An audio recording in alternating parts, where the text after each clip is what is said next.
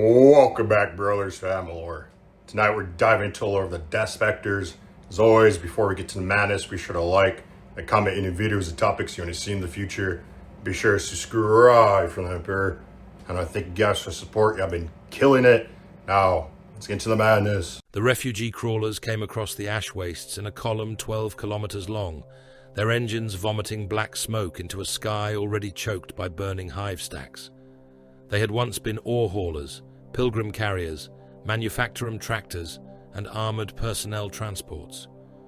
Now their cargo decks were packed beyond tolerance, with the terrified remnants of 3 habitation districts.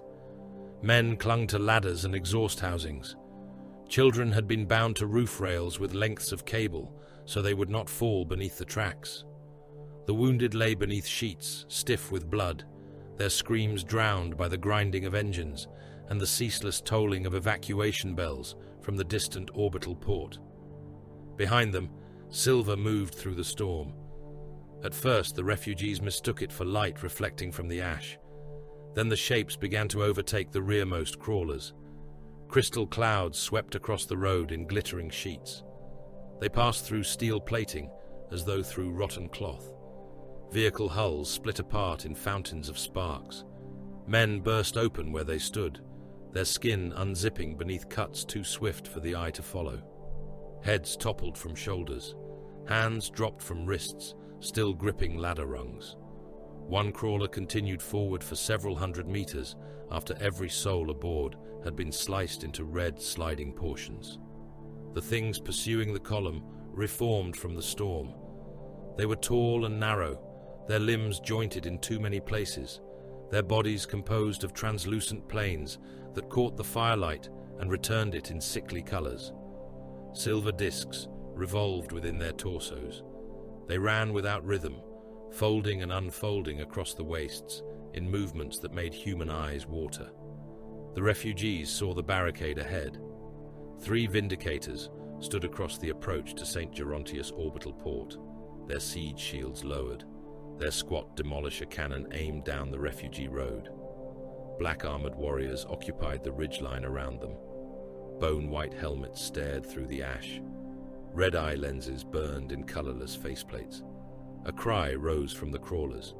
It spread through the column until tens of thousands of voices became one ragged prayer. "The angels! The Emperor's angels!" Men stood upon roofs and raised bloodied hands. Drivers sounded horns. Soldiers who had discarded their rifles wept openly as they saw the Adeptus Astartes waiting for them. First, Captain Mordrin Vael watched through the magnification runes of his helm. His auto-senses counted vehicles, measured speed, mapped heat signatures, and marked irregular movement among the column. He saw the refugees. He saw the wounded.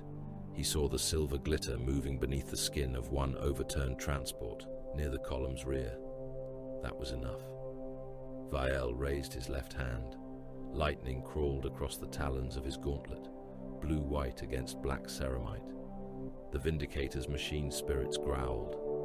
A mortal tank commander spoke over the command frequency, his voice shaking despite the distortion of the vox. "My lord, the column has not crossed the exclusion marker." "It has crossed it in intent," Vael replied. "The port lies behind us. They believe." "Fire!" The 3 demolisher cannon discharged together. The sound struck the wastes like the fist of an angry god. The first shell hit the lead crawler and erased it. Armor, flesh, and road vanished inside a sphere of compressed fire. The vehicles behind drove into the crater before their crews could react. Tracks shattered. Transports overturned. Thousands of bodies were thrown into the air, some intact, others reduced to spinning ropes of meat. The second shell detonated halfway down the column. A pilgrim carrier rose from the ground, split along its underside, and came apart above the road. Men rained from it in flames. One struck the glacis of a troop transport, hard enough to burst, painting the viewing blocks in blood and powdered bone. Another landed beneath a crawler track and disappeared in a wet eruption. The third shell struck the densest concentration of vehicles. The blast wave traveled through packed cargo holds, pulping those within before the fire reached them. Bodies compressed against interior walls. Eyes ruptured. Lungs collapsed. Men nearest the impact became mist. Those farther away were crushed beneath collapsing armor or impaled by fragments of axle, decking, and torn hull plate. The Vindicators reloaded. Their autoloaders dragged fresh siege shells from armored magazines. Breaches closed with the finality of tomb doors. Vael lowered his claw. "Continue." The tanks fired again. By the time Lord General Cassian Dravus reached the barricade, the refugee road had become a cremation trench. His Salamander command vehicle slewed to a halt behind the Vindicators. Dravus was out before his driver could lower the access step, boots striking ash made greasy by blood. Heat rolled from the wreckage. Thousands still lived within it. Men crawled without legs. Others staggered from burning transports with their uniforms fused to their skin. One officer held his own intestines inside his opened abdomen and tried to form words through a jaw stripped of flesh. Death spectres moved among them. The Space Marines did not offer aid. They fired single-bolt rounds into the wounded and burned the wrecks with flamers. Each mass-reactive shell entered a human body, penetrated, and detonated. Chests opened like ruptured sacks. Skulls vanished above the teeth. The flames consumed survivors and crystalline fragments alike. Dravus found Vael standing upon the ridge. The first captain had removed his helm. His face was hairless and white as preserved flesh, his eyes the red of fresh arterial blood. Thin ritual scars descended from his brow to his jaw. Ash settled upon his skin and made him appear less like a living warrior than a corpse raised and armored for war. There were more than 60,000 Imperial citizens in that column, Dravus said. Vael regarded the burning road. There were 63,809 heat signatures before the first discharge. You counted them. The Auspex counted them. And still you gave the order. A fragment was present. One fragment? One confirmed. Dravus stared at him. Behind the first captain, a wounded boy dragged himself from beneath the corpse of a soldier. A death spectre stepped forward and fired his bolt pistol. The boy ceased to exist above the shoulders. You murdered an army's worth of the Emperor's subjects. Vael's red eyes shifted to the orbital port, rising through the smoke behind them. One fragment aboard a void ship could reach another world. From there, another system. Then another. 60,000 deaths are preferable to one contaminated vessel reaching orbit. Dravus heard another demolisher cannon fire. The pressure wave slapped ash from his greatcoat. And if there had been no fragment? Vael placed his bone-white helm over his head. The seals locked with a hiss. Then their deaths would still have secured the road. 19 hours earlier, Varos Secundus had believed itself secure. Its 12,400,000,000 inhabitants lived beneath a sky stained brown by industry. Hive spires rose from plains of slag, their upper reaches piercing chemical cloud, while their foundations sank kilometers into poisoned bedrock. Manufactorums labored without cessation. Reactor housings passed along assembly lines beneath the chanting supervision of red-robed engine seers. Ammunition casings fell by the thousand into cooling troughs. Void ship armor plate crawled from macro forges upon tracked haulers larger than cathedrals. The evening labor rotation began with bells. Millions left their stations. Millions more took their places. Overseers recited quotas through vox grills, while servo skulls drifted above the crowds, watching for idleness, theft, and doctrinal irregularity. In Hive Ossium, a silver disc lay beneath an ammunition conveyor. No worker remembered seeing it arrive. It was no larger than a devotional plate, perfectly smooth and thin enough to vanish beneath accumulated grease. It remained motionless while men stepped over it, cursed it, and ignored it. Then the disc rose. A worker named Harlan Vey saw it first. He stopped beside the conveyor and watched his reflection distort across its surface. The disc unfolded. There was no mechanism, no seam. Silver became angles, angles became limbs, and a thing taller than a space marine stood among the laborers. Its arms bent backward. Its head was a cluster of translucent planes surrounding a cavity filled with pale light. A disc revolved within its narrow chest. Vey opened his mouth. The creature passed one limb through him. His body came apart from groin to sternum. Blood struck the ammunition. Casings in a hot sheet. His organs spilled between his boots, steaming upon the metal floor. The workers began to run. More discs rose throughout the hall. Some unfolded into spindly figures. Others fractured into clouds of crystal fragments that moved with hideous purpose. The shards swept through the labor line, opening throats and bellies. Men collapsed, clutching loops of bowel. Faces peeled from skulls.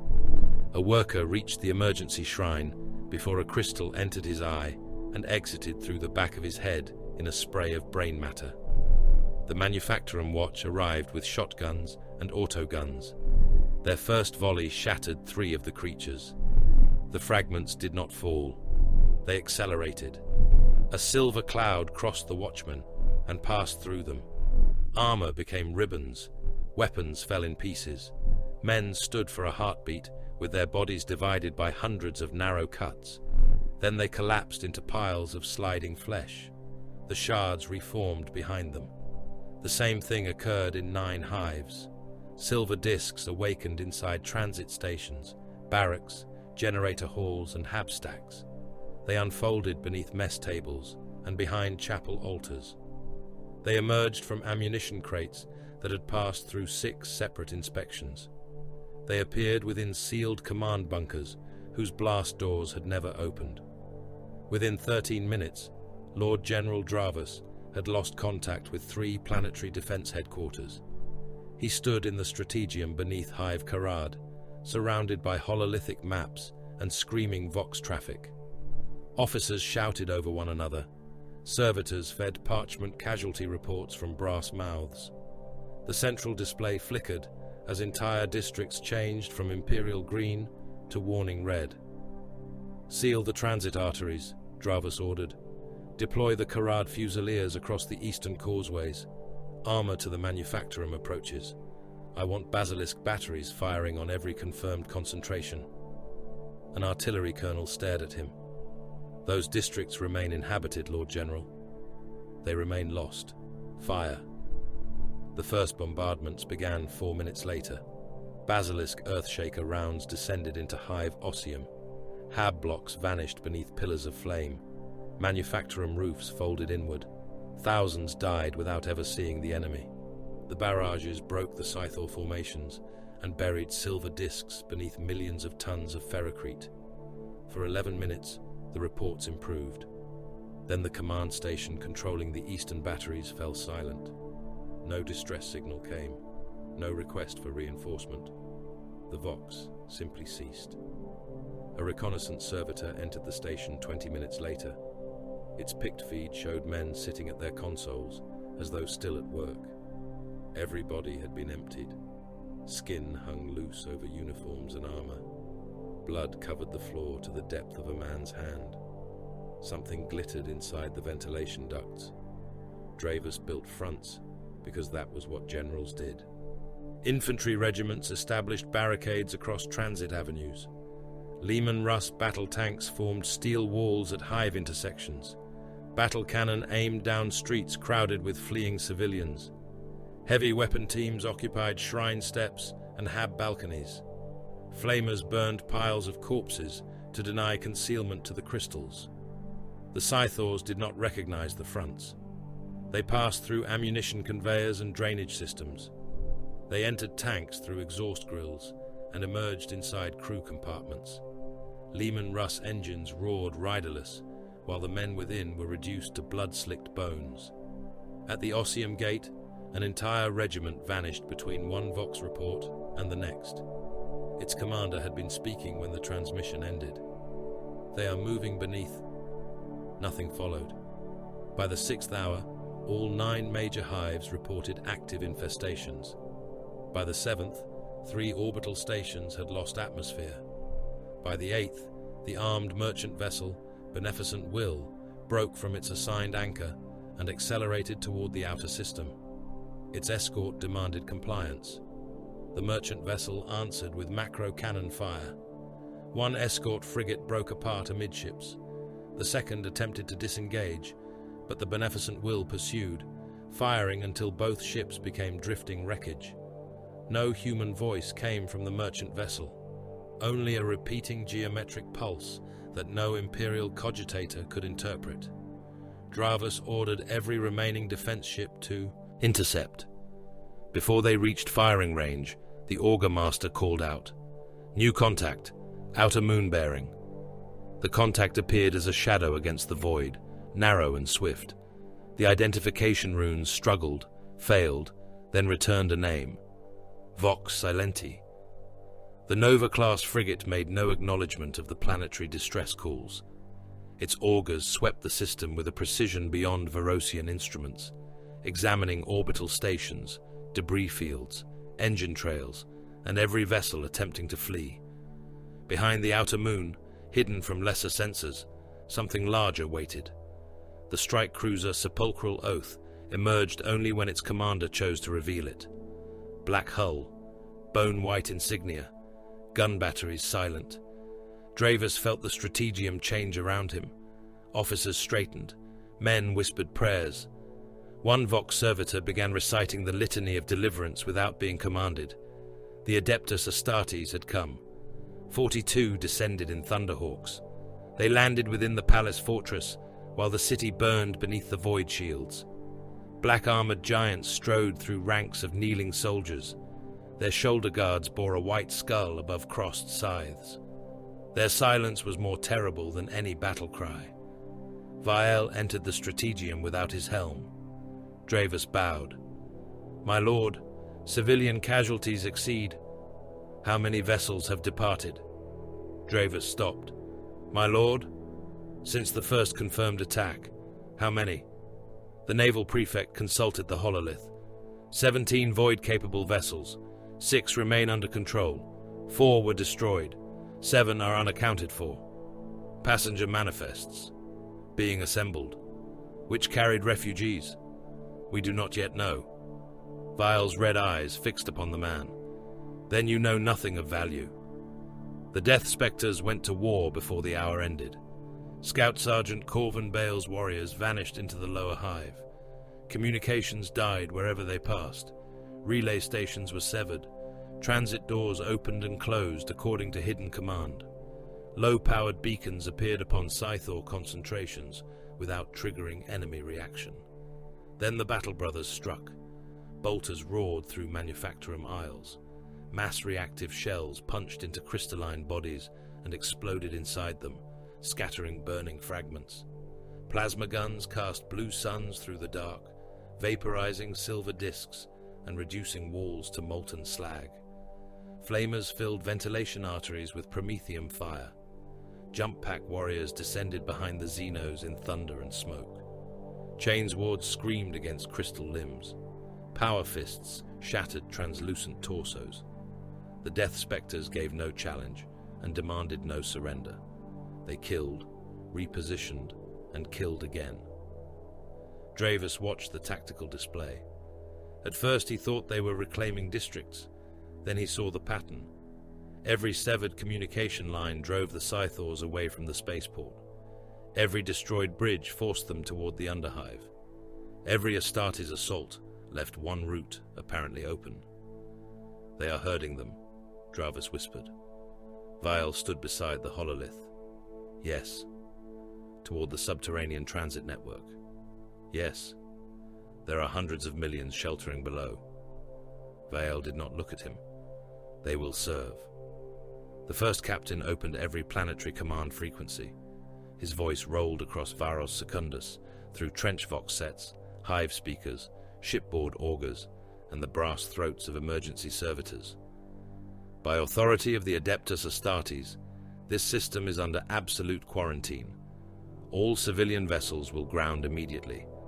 All craft presently in flight will surrender propulsion and navigation control. Failure to comply will be answered by destruction." Dravis stepped closer. When will evacuation begin? Vael turned his corpse-white helm toward him. No general evacuation has been authorized. The Lord General felt the weight of the words before he understood them. My lord, there are more than 12 billion souls upon this world. Then 12 billion souls will remain. For how long? Until the threat is contained. And who determines who may leave? We do. Vael looked across the hololith at the burning hives, the dying armies, and the orbital routes now closing beneath Death Spectres' guns. From this moment, every living soul upon Varos is under sentence. The red lenses of his helm narrowed as the display reflected across them. Usefulness will determine reprieve. Snow fell upon the dead of Occludus. It gathered in the hollow eyes of weathered saints and settled across grave markers whose inscriptions had been erased by ages of frost. It lay upon mausoleums older than the Imperium, upon ossuary towers raised by forgotten hands, and upon burial roads that vanished into the white distance beneath a sun too weak to warm the world it illuminated. The cemetery had no visible end. Tombs marched across the frozen plains in ranks more orderly than armies. Some were little more than stone caskets, half submerged in ice. Others rose as black pyramids, bone chapels and leaning towers crowded with sculpted skulls. Their occupants had died before the coming of the Death Spectres. Their names belonged to civilizations erased so completely that even the chapter's librarius retained no memory of them. Above them all stood Logopol. The fortress monastery rose from a mountain of graves, its curtain walls cut from black rock and reinforced with adamantium ribs. Gun towers watched the horizon through the falling snow. Great statues of armored warriors stood upon the battlements, their stone hands resting upon the hafts of enormous scythes. No banners moved above the fortress. No braziers burned at its gates. Logopol required no ornament beyond endurance. A funeral procession crossed the plain beneath its shadow. 12 servitors carried an iron bier between them.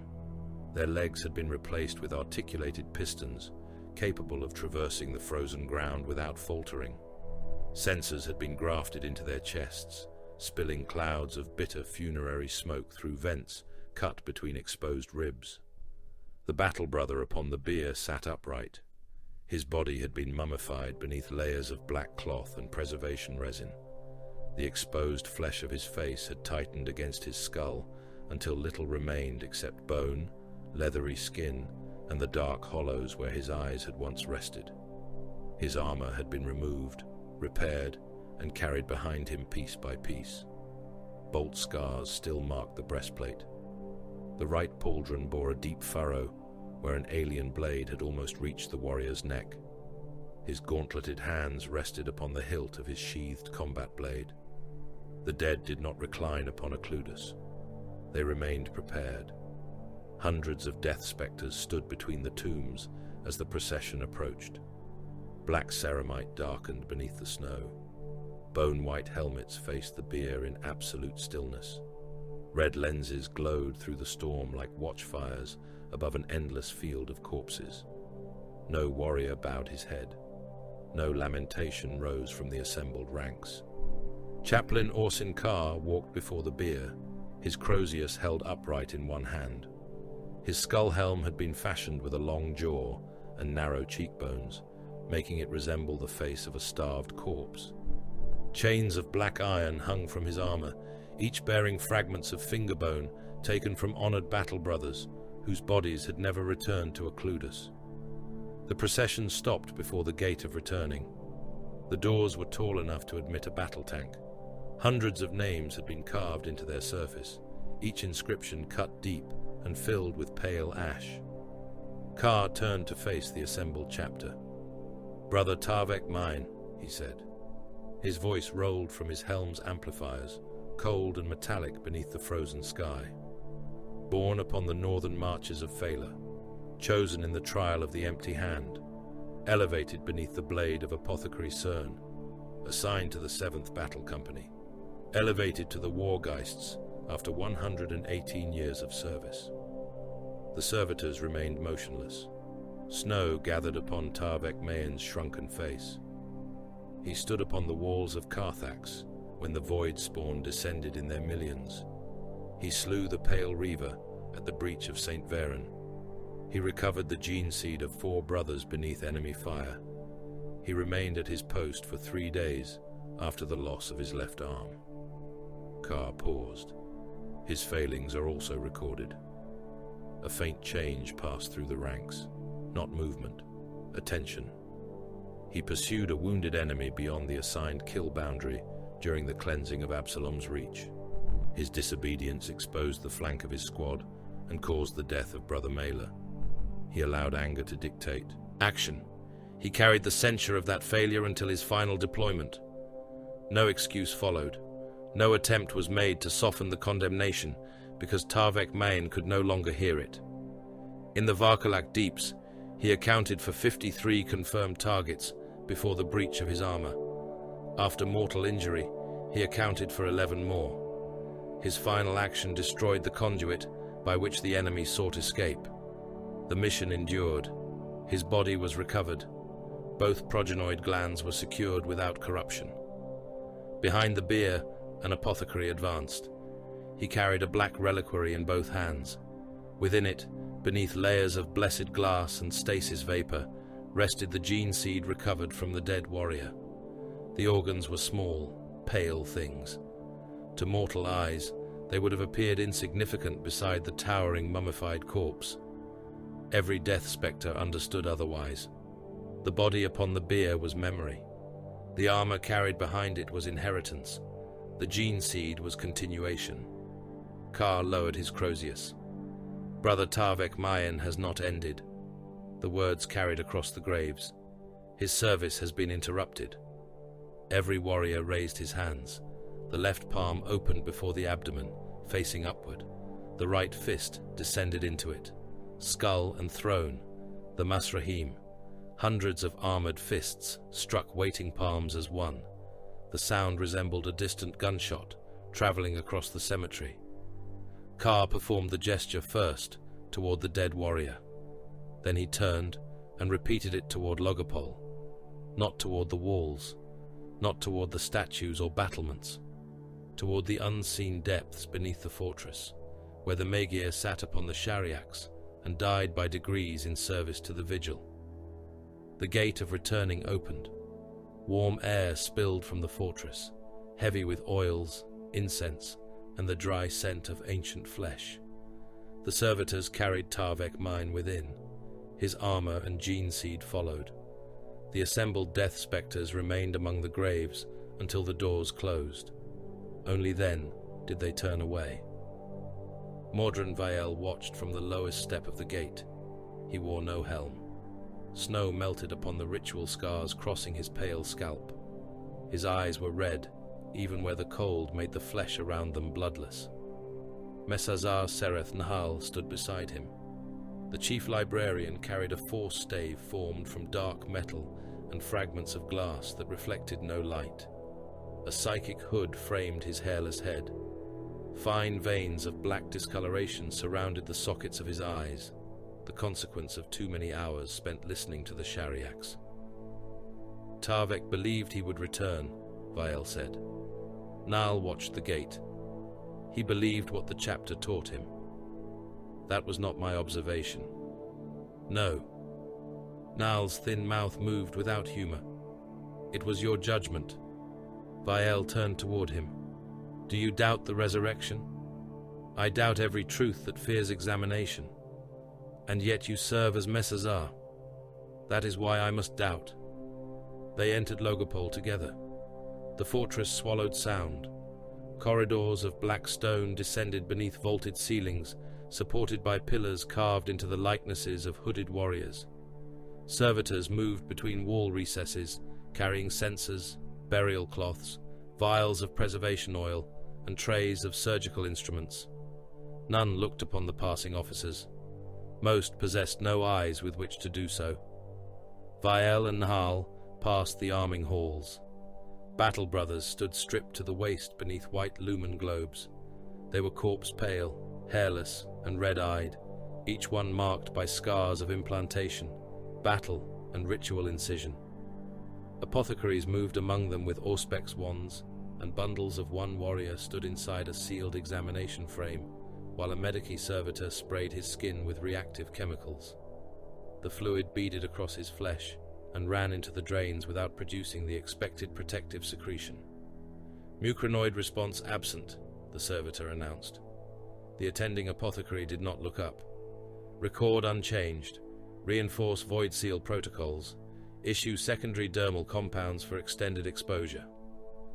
At the next station, another brother opened his mouth while a probe entered the tissues beneath his tongue. Betcher's gland non-functional, said the apothecary. As expected, the warrior replied. No inflammation, no corruption. Close. The defect earned no shame and no ceremony. It was entered into the deployment record beside ammunition allocation, armor tolerances, and predicted exposure limits. A weapon was flawed only when its user refused to account for the flaw. Viel slowed as an apothecary passed a scanner across the chest of a young battle brother. The warrior's skin was almost translucent beneath the lumen glare. His eyes resembled drops of arterial blood set within a dead man's face. The inheritance of the raven, Nal said.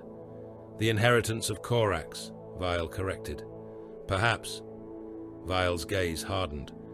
Our gene line is not in question. Our gene line is known. Our beginning is not.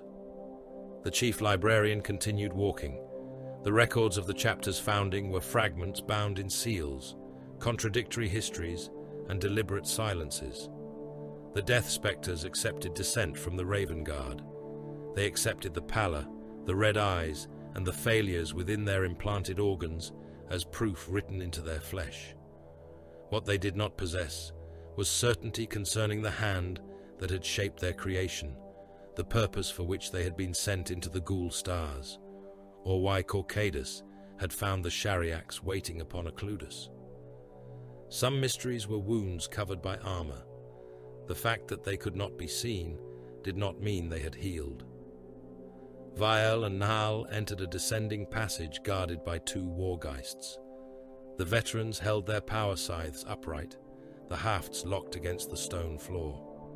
Neither spoke as the first captain and Messazar approached. They performed the Mazrahim and stepped aside. Beyond them lay the burial vaults. The dead filled the walls. Mummified battle brothers sat within alcoves carved in ascending tiers. Some wore fragments of repaired armor. Others were wrapped in black cloth, their faces exposed to the cold, dry air. Weapons rested across their knees. Sealed bolt guns, combat blades, broken scythes preserved beside warriors who had wielded them for centuries. Names covered every available surface. The vaults did not resemble a mausoleum. They resembled a reserve formation waiting for deployment. These are not trophies, Nahal said. Viel looked toward a seated warrior whose jaw had been replaced with bronze after death. I know. You have brought mortals here before. Once. And what did the mortal believe? That we worshipped corpses. Nahal's force stave clicked against the stone as they walked. Mortals consider death an absence because they possess no defense against it. They bury what they fear. They burn what reminds them of their ending. They speak of eternal service, yet they weep when that service is demanded. They are mortal. They are material. Viel glanced at him. That judgment belongs to the apothecarian. It belongs to anyone who has watched a world die. They passed deeper. At the center of the oldest vault rested a sarcophagus of black granite. No ornament marked its lid except the carved outline of a skull above crossed scythes. Corcadus, the founder, the first to rule the Death Spectres, the first to sit upon the Shariax, the first to speak of the great resurrection. His bones rested within the stone, though fragments of his armor and reliquaries of his blood were preserved elsewhere. No complete account of his arrival upon Occludus survived. Some records claimed he had followed a vision into the ghoul stars. Others said he had been commanded to hold the region by masters whose names had been stricken from imperial history. All agreed upon the throne. Corcadus had entered the caverns beneath Logopol and found it waiting. The founder promised that the slain would rise, Vial said. He recorded that the dead would answer when called. You divide words without altering meaning. Words are the only part of prophecy that survives the prophet. They stopped before the sarcophagus. Nal placed his left palm before his abdomen and struck it with his right fist. Vial repeated the gesture. The great resurrection requires the Kadash, Nal said, the living chalice. A title, not an explanation. The Shariax will reveal it when required. That is faith. Yes. You speak the word as though it were armor. It has endured more blows than ceramite. Nal turned from the founder's tomb. The librarius has argued the nature of the Kadash since Corcadus first recorded the term, a person, a vessel, a bloodline shaped across generations, a psychic condition, an artifact hidden beyond the ghoul stars. Each interpretation possesses evidence, none possesses proof. The Magir has spoken of it. The Magir speaks what the throne permits him to speak. They descended again. The air became warmer. Machine vibration traveled through the stone beneath their boots. The fortress above faded into silence, replaced by the pulse of ancient mechanisms embedded far below the mountain. The Temple of Voices occupied a cavern larger than the central keep of Logopol. The Menrahir waited upon a circular platform overlooking darkness. Captains stood beside apothecaries, chaplains, tech marines, and officers of the chapter fleet. Hololithic projections floated above the central table, showing the ghoul stars as a diseased constellation of red warning sigils and uncertain borders. Reports from Varos revolved above them. 9 hives marked by infestation, 3 orbital stations compromised, 17 vessels departed after initial contact. The council spoke with the restraint of men discussing the placement of blades. The 5th and 7th companies can redeploy within 2 days, said Captain Orthelian. And abandon the Kharan Verge, replied another. The migration may be a feint. The Scythors do not feint as we understand feints. They deceive. So do predators without language. Apothecary Vane studied the population records of Varos. 12 billion and 400 million registered inhabitants. Genetic stability remains above frontier mean. Industrial labor cohorts display low mutation incidence. Prime stock, asked Carr, potentially sufficient to compensate for projected aspirant losses across 3 recruitment cycles. The men spoke of billions as logisticians spoke of fuel reserves. No one asked whether the population deserved rescue. The question was meaningless within the Menrahir.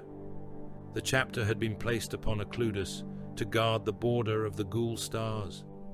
Worlds existed within that duty or outside it. Populations were protected when protection served the vigil. They were spent when expenditure served it better. Yet the council did not command alone. At the far edge of the platform, a stairway descended into blackness. Only Vial and Nahal continued. The other members of the Menrahir performed the Mazrahim as they passed. No words followed them down. The stair narrowed until Vial's pauldrons almost touched the walls. Light came from veins within the stone, pale and colorless. The vibrations beneath their boots became a grinding pulse that Vial felt through his armor and into his bones. At the bottom waited a door without hinges. Nal placed his hand against its surface. The stone opened like an eye. Beyond lay the Shariax. At first, Vial saw only reflections.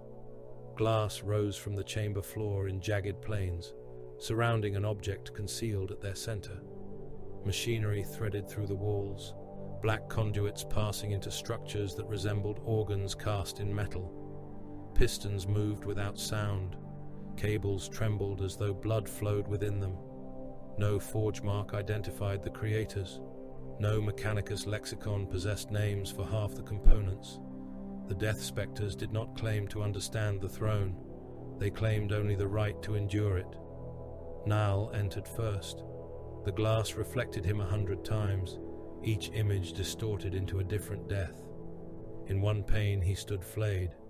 In another, he wore the armor of the Megir. In a third, his face had become smooth and empty. Vael saw nothing in the glass except the chamber behind him. At the center sat the chapter master. The Megir had once been an Astartes of immense stature. The Shariax had reduced him to a shape beneath black robes. His limbs were wasted. His hands resembled claws of pale bone, wrapped in translucent skin. Tubes entered his spine, chest and throat. His skull rested against a crown of glass needles. Each breath came through a grill, implanted where part of his lower face had been removed. The throne drained him without haste. That was its covenant. Every Megir sat until life failed. While he remained, the Shariax gave fragments of warning, vision, and direction. In return, it consumed the warrior enthroned upon it. His red eyes opened. Nal knelt. Vael remained standing until the Megir's gaze found him. Then the first. Captain performed the Masrahim. The chapter master answered by moving 2 fingers against the arm of the throne. The gesture cost him blood. A thin line ran from one nostril and crossed his upper lip. Varos, the Megir whispered. The speaker implanted within his throat transformed the word into the sound of stone breaking.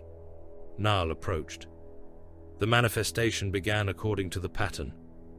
The Megir's eyes closed. Glass rang somewhere within the chamber. Not begun, he breathed. Returned. Vael looked to Nal. The Messazar's expression remained still. How long has the Shariax foreseen it? Vael asked. The Megir's breathing stopped. For several heartbeats, the only sound was the movement of hidden machinery. Then both of his hearts struck again. Centuries. The word left him with a shudder. Images flickered across the surrounding panes. Varos as it had been before the hives, a barren world beneath chemical storms. Varos with its first manufactorums. Varos crowded with void docks, pilgrim routes and industrial cities. Each vision vanished before Vael could study it. We permitted the growth, Nal said. The Megir's fingers tightened weakly against the throne. Required. The Menrahir had guided contracts toward Varos, redirected trade routes, encouraged shipyards, ammunition works and population transfers through intermediaries who never knew whose will they served. The world had grown rich in bodies, engines and vessels, a light bright enough to draw predators from the dark. A containment world, Vael said. Yes. Then the population was always bait. The Megir opened his eyes again. Not bait. Blood ran from the corners now. Barrier. Vael understood. Varos did not stand before the ghoul stars like a fortress. It stood like a body thrown across a breach.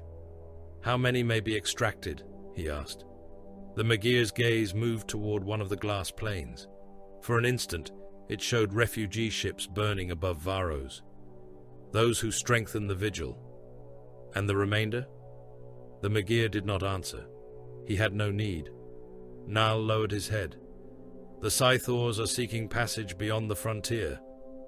Exodus, the Megir whispered. The machinery surrounding him began to pulse faster. His back arched against the throne. Blood filled the tubes leading from his chest. Nal stepped forward, but the Megir raised one skeletal hand.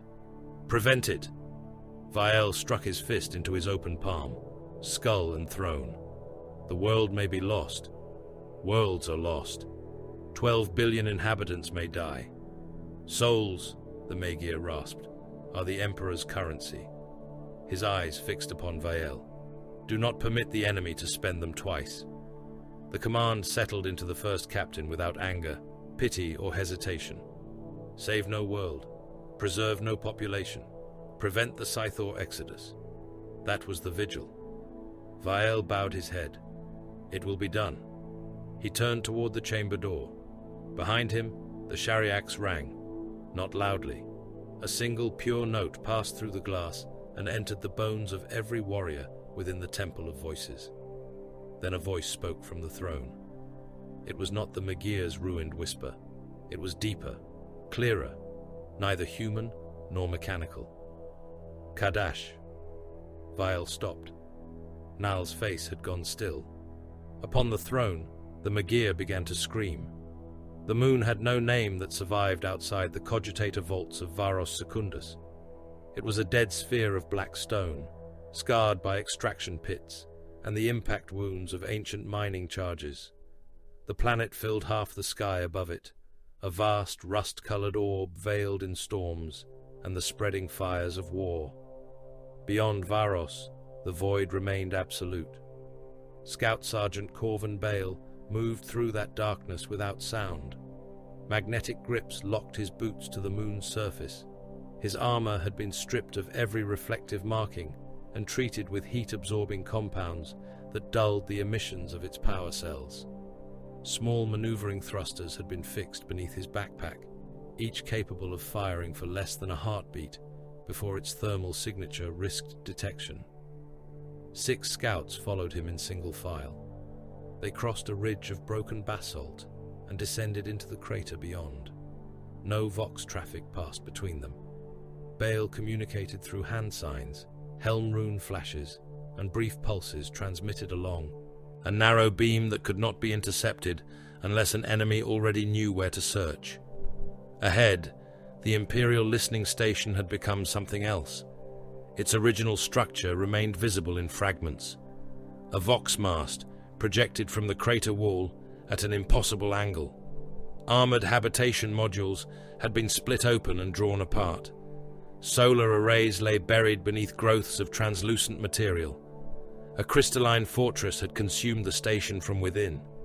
Clear plains rose through plasteel bulkheads and cogitator banks. They formed spires without symmetry, walls without foundations, and doorways opening onto solid stone. Light moved inside them, pale and irregular, as though something buried within the crystal was attempting to remember how stars burned. Bale raised a closed fist. The scouts halted. He watched the fortress through his magnocular display. No sentries moved along its outer surface. No weapon emplacements tracked the crater, yet thin geometric pulses passed between the crystal towers and the void beyond the moon. The Scythors did not guard their positions as men guarded fortresses. They guarded what mattered. "Approach pattern Karen," Bale transmitted. The words crossed the squad through armor contact alone. The scouts divided. 2 climbed the crater wall toward the broken Vox mast. Another pair moved along the buried solar arrays. Bale and the final 2 advanced directly toward the station's ruptured service entrance, their camo cloaks trailing over the black ground. A body hung inside the doorway. It had once been a naval rating. His uniform remained sealed at the throat and wrists, but his chest had been opened and pressed into the transparent wall. Ribs spread around him like the legs of a pale insect. His organs were suspended within the crystal in thin strands, each held apart from the others. One eye moved. It tracked Bale as he entered. The man was dead. His pulse had ceased.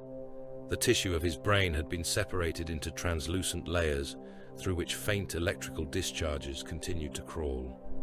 The eye followed the scouts because some fragment of the nervous system still obeyed its final command. Brother Scout Halvek raised his combat blade. "Leave it," Bale said. "The tissue remains active. The body is not the objective." Halvek lowered the weapon.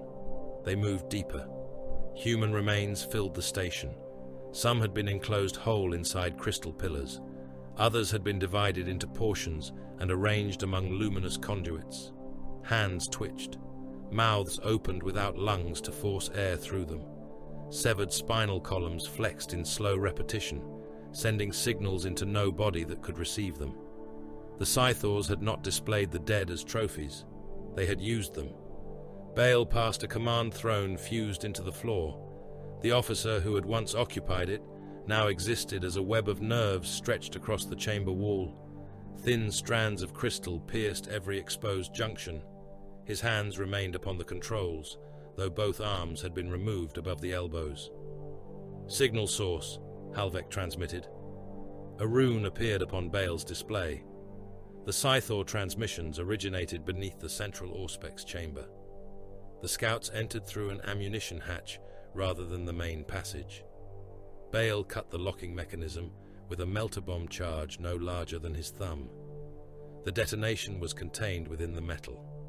He caught the severed plate before it struck the floor and lowered it without sound. Inside, the Auspex chamber still lived. Cogitator screens flickered beneath sheets of transparent growth. Data scrolled across them in corrupted streams. The station's original machine spirit had not been destroyed. It had been penetrated, divided, and forced to continue its labor. A bank of tactical displays showed the outer system. Bale recognized Imperial translation corridors, merchant routes, anchorages, and emergency evacuation lanes. Scythor symbols moved among them in silent patterns. The Xenos were mapping every route by which a vessel might flee Varos. "They seek probability," said Halvek. "They seek instinct," Bale answered. He crossed to the central console. An engine seer's corpse had been drawn into the machinery. Bronze augmetics protruded from the crystal, still sparking as they attempted to perform maintenance rites upon systems no longer recognized by the Omnissiah's protocols. Bale drove at the machine resisted. His gauntlet tightened as warning runes flooded his display. Alien pulses struck the intrusion barrier. The station attempted to seal its own command pathways, but the scouts had brought the codes of the Varosian fleet and the authorization seals of the Adeptus Astartes. The Death Spectres did not need to control the entire station. They needed it to lie once. Bale opened the Imperial Evacuation Archive. He altered departure manifests, drive status reports, and astropathic traffic. He created convoy orders for ships that did not exist. He assigned them crews, cargoes, and clearance runes copied from vessels already destroyed. He added panicked command exchanges between fictitious admirals and desperate port authorities. 3,000 refugee vessels would appear to be gathering for a mass breakout through the southern translation corridor. The deception was crude by the standards of a human fleet. It did not need to deceive humans. "Transmission ready," Halvek said. Bale withdrew the release. The station broadcast. False distress calls crossed the void. Engine signatures appeared on corrupted auger screens. Navigational beacons activated in sequence, suggesting the assembly of a convoy too vast to conceal. The crystalline fortress responded. Light passed through its towers. Geometric pulses accelerated. Far beyond the crater, against the blackness behind the moon, shapes began to move. Scythor stealth vessels had been waiting in silence. They resembled splinters of darkness edged in silver, their hulls so narrow that Imperial augurs mistook them for debris whenever they held position. One by one they altered course toward the southern corridor. Bale watched them through the stolen instruments. "They have accepted the route." "Confirmation uncertain," said Halvek. "Movement is confirmation. What if they identify the deception before commitment? Then we kill fewer." The scouts planted charges throughout the station. They did not detonate them. Destroying the site would tell the enemy it had been compromised. The war would begin only when the Scythors believed it had already been won. The Vox Silenti entered the moon's shadow without announcing itself. Its prow was a blade of black metal cutting across the stars. Engines burned at minimal output. Energy absorption systems swallowed the weaker emissions bleeding from its hull, reducing the frigate to a cold absence among colder stone. Within its auger sanctum, servitors screamed coordinates through vox grills sewn into their throats. The frigate saw what the Varosian defense network could not. Scythor vessels appeared across its displays as deviations in starlight, minute gravitational distortions, and patterns of heat too faint for lesser instruments. Each contact received a designation. Each designation passed through narrow beam transmission to waiting warships hidden among the debris fields and abandoned extraction platforms. The Vox Silenti did not fire. Its prow lance remained dormant. Its weapon batteries waited behind armored shutters. The frigate's purpose was sight. The killing belonged to larger guns. Beneath the burning skies of Varos, Lord Governor Acasta Rydane prepared to save his bloodline. His audience chamber overlooked the western landing fields, where 6 armed transports stood under heavy guard. Their cargo holds had been stripped of munitions and loaded instead with household retainers, hereditary officials, shrine treasures, and generations of Rydane property. Armored limousines moved continuously between the palace and the landing pads. Dravus watched them from beneath the chamber's gilded arches. The Lord General had come directly from the planetary strategium. Ash stained his greatcoat. A bandage covered the burn along his neck, where a Scythor fragment had passed through the command bunker wall and opened the flesh without severing the artery. Rydane wore ceremonial carapace beneath robes of crimson and gold. The armor had never seen war. Its breastplate displayed the double-headed eagle above the sigil of his dynasty, a crowned hammer surrounded by 12 stars. Those vessels were assigned to the Northern Army Group, Dravus said. They have been reassigned. By whose authority? Rydane's expression hardened. Do not confuse battlefield necessity with planetary sovereignty, Cassian. 8 million soldiers are being cut off from their ammunition reserves. The army exists to preserve lawful rule. The army exists to fight. The two are not separate. Dravus looked through the window. Servitors loaded a reliquary large enough to carry a tank. Thousands of men waited behind barricades surrounding the pads, many wearing the silver and red uniforms of the governor's household. Beyond them, refugees crowded against the outer walls, while enforcers fired warning shots above their heads. "What of the population?" Dravus asked. Rydane turned toward the windows, as though noticing the crowds for the first time. "The population requires continuity. Should Varos fall, its lawful government must survive to petition for reclamation. You intend to leave? I intend to preserve the throne entrusted to my dynasty. You demanded that every regiment hold its ground, and they shall. You ordered civilian vessels grounded. Uncontrolled evacuation would spread disorder." Dravus understood then. The governor had not accepted the Death Spectre's quarantine. He had assumed it applied to lesser men. "You have not informed the Astartes," Dravus said. Rydane smiled thinly. "The angels of death are instruments of the Imperium. I am the Imperium's appointed voice upon this world." The audience chamber doors opened. No herald announced Mordran Vale. The first captain entered wearing full battle plate. Dust and dried blood marked the black ceramite. His bone-white helm hung at his waist. Red eyes studied the room with the same emotionless focus he gave to tactical displays. 6 wargeists followed him. They stopped beyond the threshold, power scythes held vertically. Rydane's household guard lowered their halberds. Vael continued walking. "You diverted 6 transports from the containment fleet," he said. The governor descended 1 step from his throne. "I reassigned vessels belonging to my planetary household. Their crews received forged quarantine exemptions. The exemptions bear the seal of Varos. They do not bear mine." Rydane's mouth tightened. "You stand within the hall of a hereditary ruler whose line has governed this world for 4,000 years. Vael stopped at the foot of the throne. "That duration has ended." The household guards shifted. Dravus saw fear move among them. They were trained men, selected for height, loyalty, and appearance. Their armor was polished. Their weapons were powered and blessed. None had ever stood close enough to an unhelmed space marine to understand the scale of the thing before them. Rydane raised his chin. "My authority descends from the Senatorum Imperialis. My bloodline holds warrant beneath the seal of terror.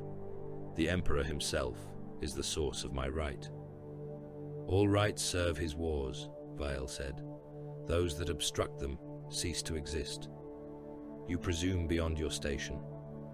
I define my station by necessity. The transports will depart. They will be surrendered with their crews and fuel reserves. They carry my household. They will be unloaded. My family is not relevant. The governor's face flushed dark red. Arrest him. For a heartbeat, no one moved. Then 2 household guards advanced. The first thrust his halberd toward Vile's chest. The power field activated with a sharp crackle. Vile caught the weapon beneath its blade. His gauntlet closed around the haft and tore it from the guard's hands. Before the man could step back, Vile drove the blunt end through his throat. Metal burst from the rear of the neck, carrying vertebrae and a fan of blood. The second guard fired a las pistol. The beam struck Vile's pauldron and scattered against the ceramite. Vile seized the man by the head. His fingers crushed the helmet inward. Bone gave way beneath the pressure. The guard's legs kicked once before Vile threw him aside, the skull collapsing between his hands like rotten fruit. The chamber erupted. Rydane's champion charged from beside the throne. He wore artificer-wrought carapace and carried a 2-handed power sword engraved with the names of his ancestors. He swung for Vale's neck. The first captain stepped inside the blow. His fist struck the champion's breastplate. The impact lifted the man from the floor and drove him backward into a marble column. Armor shattered. The column cracked. The champion remained embedded against it for an instant before sliding down, leaving blood, teeth, and fragments of rib across the stone. Another guard fired. His head detonated before the shot left his weapon. Silenced bolt rounds came through the chamber walls. One guard lost the top of his skull. Another folded as a shell entered beneath his arm and burst inside his chest. Blood sprayed from armor joints. Men turned toward enemies they could not see, firing at tapestries and pillars, while Bale's scouts killed them from hidden positions in adjoining chambers. The exchange lasted less than 5 seconds. When it ended, Rydane stood upon the steps of his throne amid the remains of his guard. Vile looked at Dravus. Order the landing field secured. Dravus stared at the bodies. By whose command? Yours. I hold no authority over the governor's household. You do now. Viel climbed the steps. Rydane backed toward the throne. You cannot do this. The first captain seized him by the shoulder and dragged him forward. The governor screamed as his arm dislocated beneath the Astarte's grip. Viel marched him through the audience chamber, across the blood-slick floor, and onto the outer balcony. The palace court followed at a distance. Ministers, priests, scribes, and hereditary officers gathered beneath the arches, too terrified to flee and too conditioned by ritual to look away. Below, thousands waited upon the landing fields. Viel forced Rydane to his knees at the balcony edge. The first captain drew his bolt pistol. Its weapon spirit awakened with a low growl. He opened the palace vox. Every speaker across the landing complex carried his voice. Acasta Rydane diverted quarantine assets, falsified military orders, and attempted unauthorized departure from a sealed war zone. Rydane struggled beneath his hand. I am the lawful ruler of this world. Viel pressed the pistol muzzle against his back. You were an obstruction. He fired. The bolt round punched through ceremonial armor, entered the governor's chest, and detonated beneath the sternum. Rydane's torso opened. Fragments of rib, lung, and gilded plate struck the assembled court. His heart landed upon the balcony tiles, still convulsing. The remains of his body toppled over the edge and fell toward the landing field below, trailing blood through the air. Viel turned to Dravus. You are acting planetary ruler. I am a soldier. Then rule as one. The orbital ambush began before Rydane's corpse struck the ground. The false refugee convoy reached its projected departure point. Scythor vessels moved to intercept. The Vox Silenti transmitted a single burst. The void ignited. Defense monitors emerged from behind abandoned mining platforms and opened fire with weapons batteries that had been cold since the invasion began. Macro shells crossed the darkness in coordinated salvos.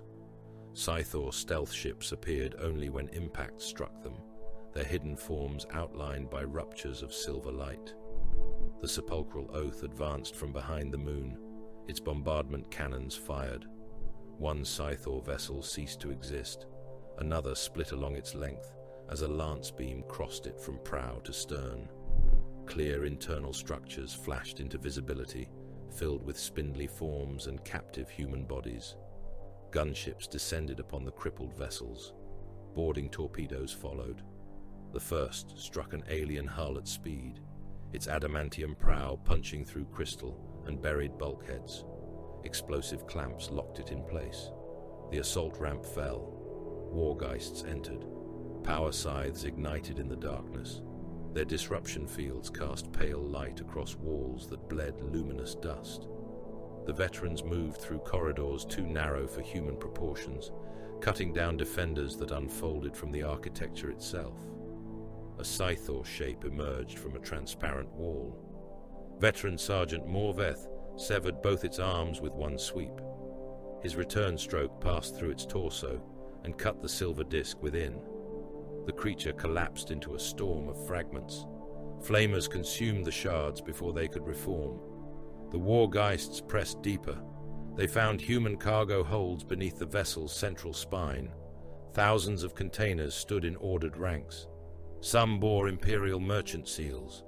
Others had been taken from refugee ships, military, transports and orbital stations. Frost covered their exteriors. Life support indicators still pulsed.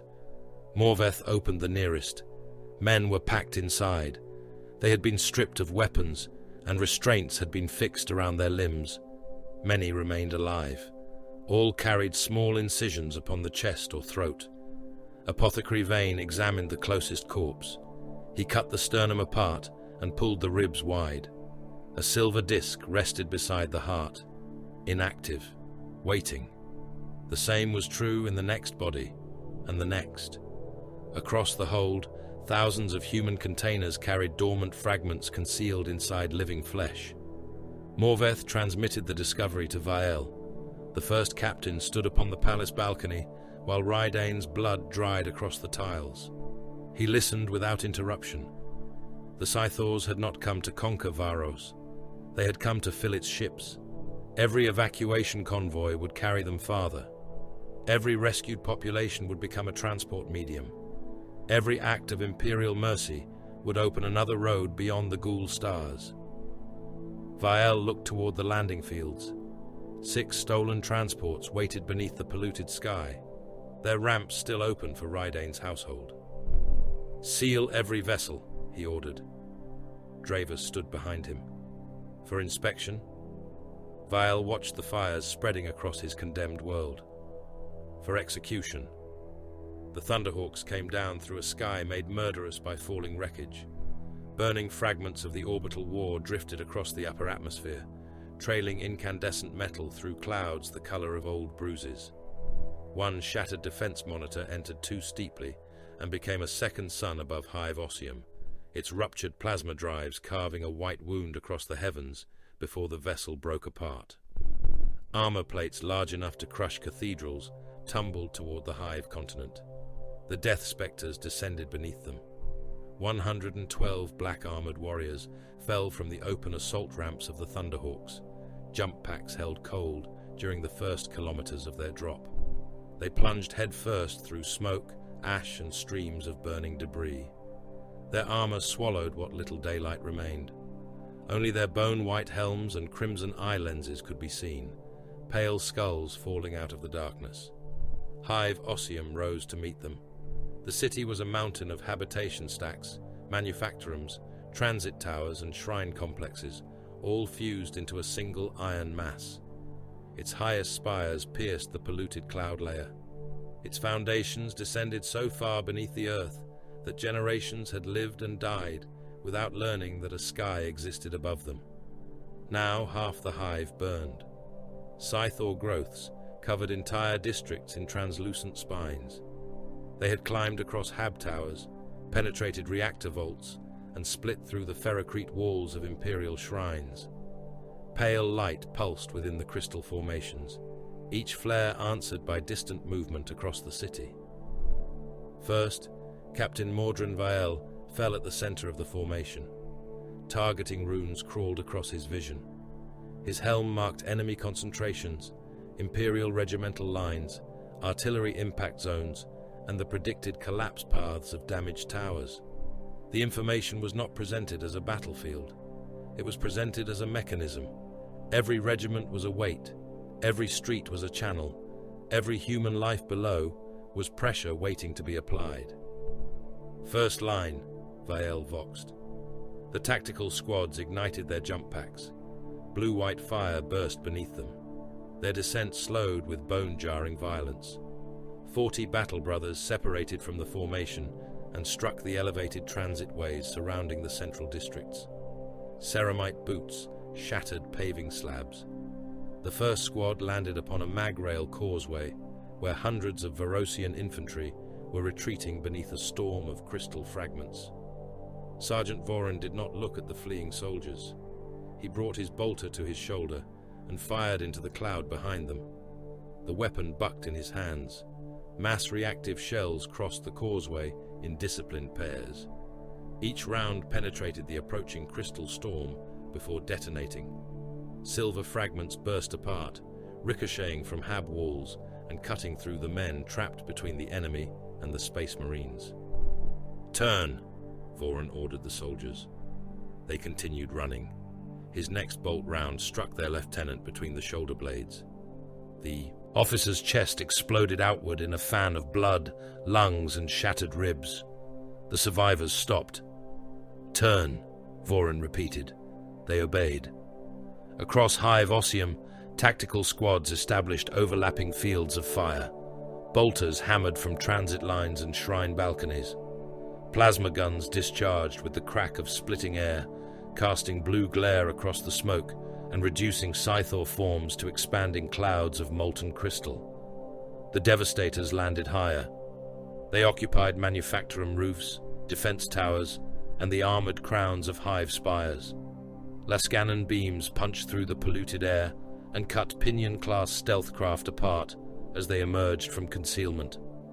Plasma cannons hurled miniature suns into crystal formations, gathering beneath the streets. Missile launchers fired frag warheads into the swarms and crack warheads into the silver discs, pulsing within larger entities. The assault squads struck behind the enemy. Their jump packs roared between towers. Chainswords screamed as black-armored warriors descended into Scythor ranks. Bolt pistols fired at arm's length. Spindly bodies burst beneath mass reactive detonations. Chainsword teeth bit into translucent limbs, chewing through material harder than plasteel and showering the streets with luminous fragments. The Death Spectres did not attempt to capture territory. They shaped movement. A tactical squad abandoned a defensible junction after destroying its western transit bridge. An assault squad permitted a Scythor formation to withdraw through a manufactorum district, then sealed every side passage with melter charges.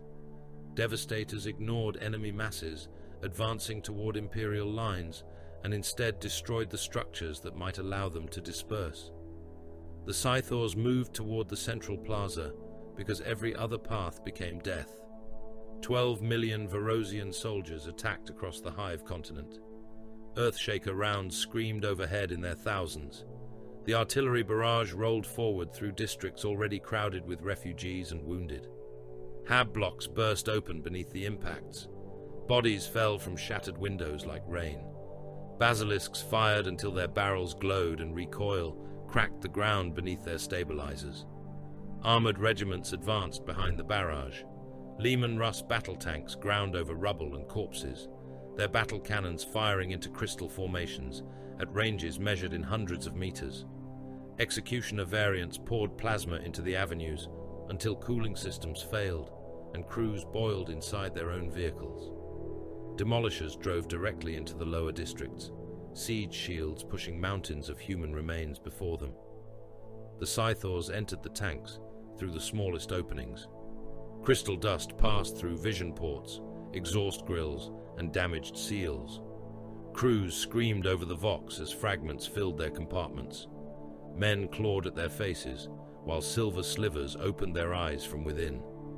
Gunners convulsed against weapon controls, spraying blood across Auspex screens. Some tanks continued advancing after every soul inside had been reduced to wet ruin, their engines obeying machine spirits that did not yet understand their crews were dead. Above them, Varosian aircraft fought the Pinion craft in the burning sky. Thunderbolts and lightnings climbed through anti-air fire, their autocannons hammering against enemies that appeared only for the instant before they struck. Pinion vessels unfolded from empty air, passed through Imperial formations, and vanished again. One interceptor lost both wings in a single silver flash.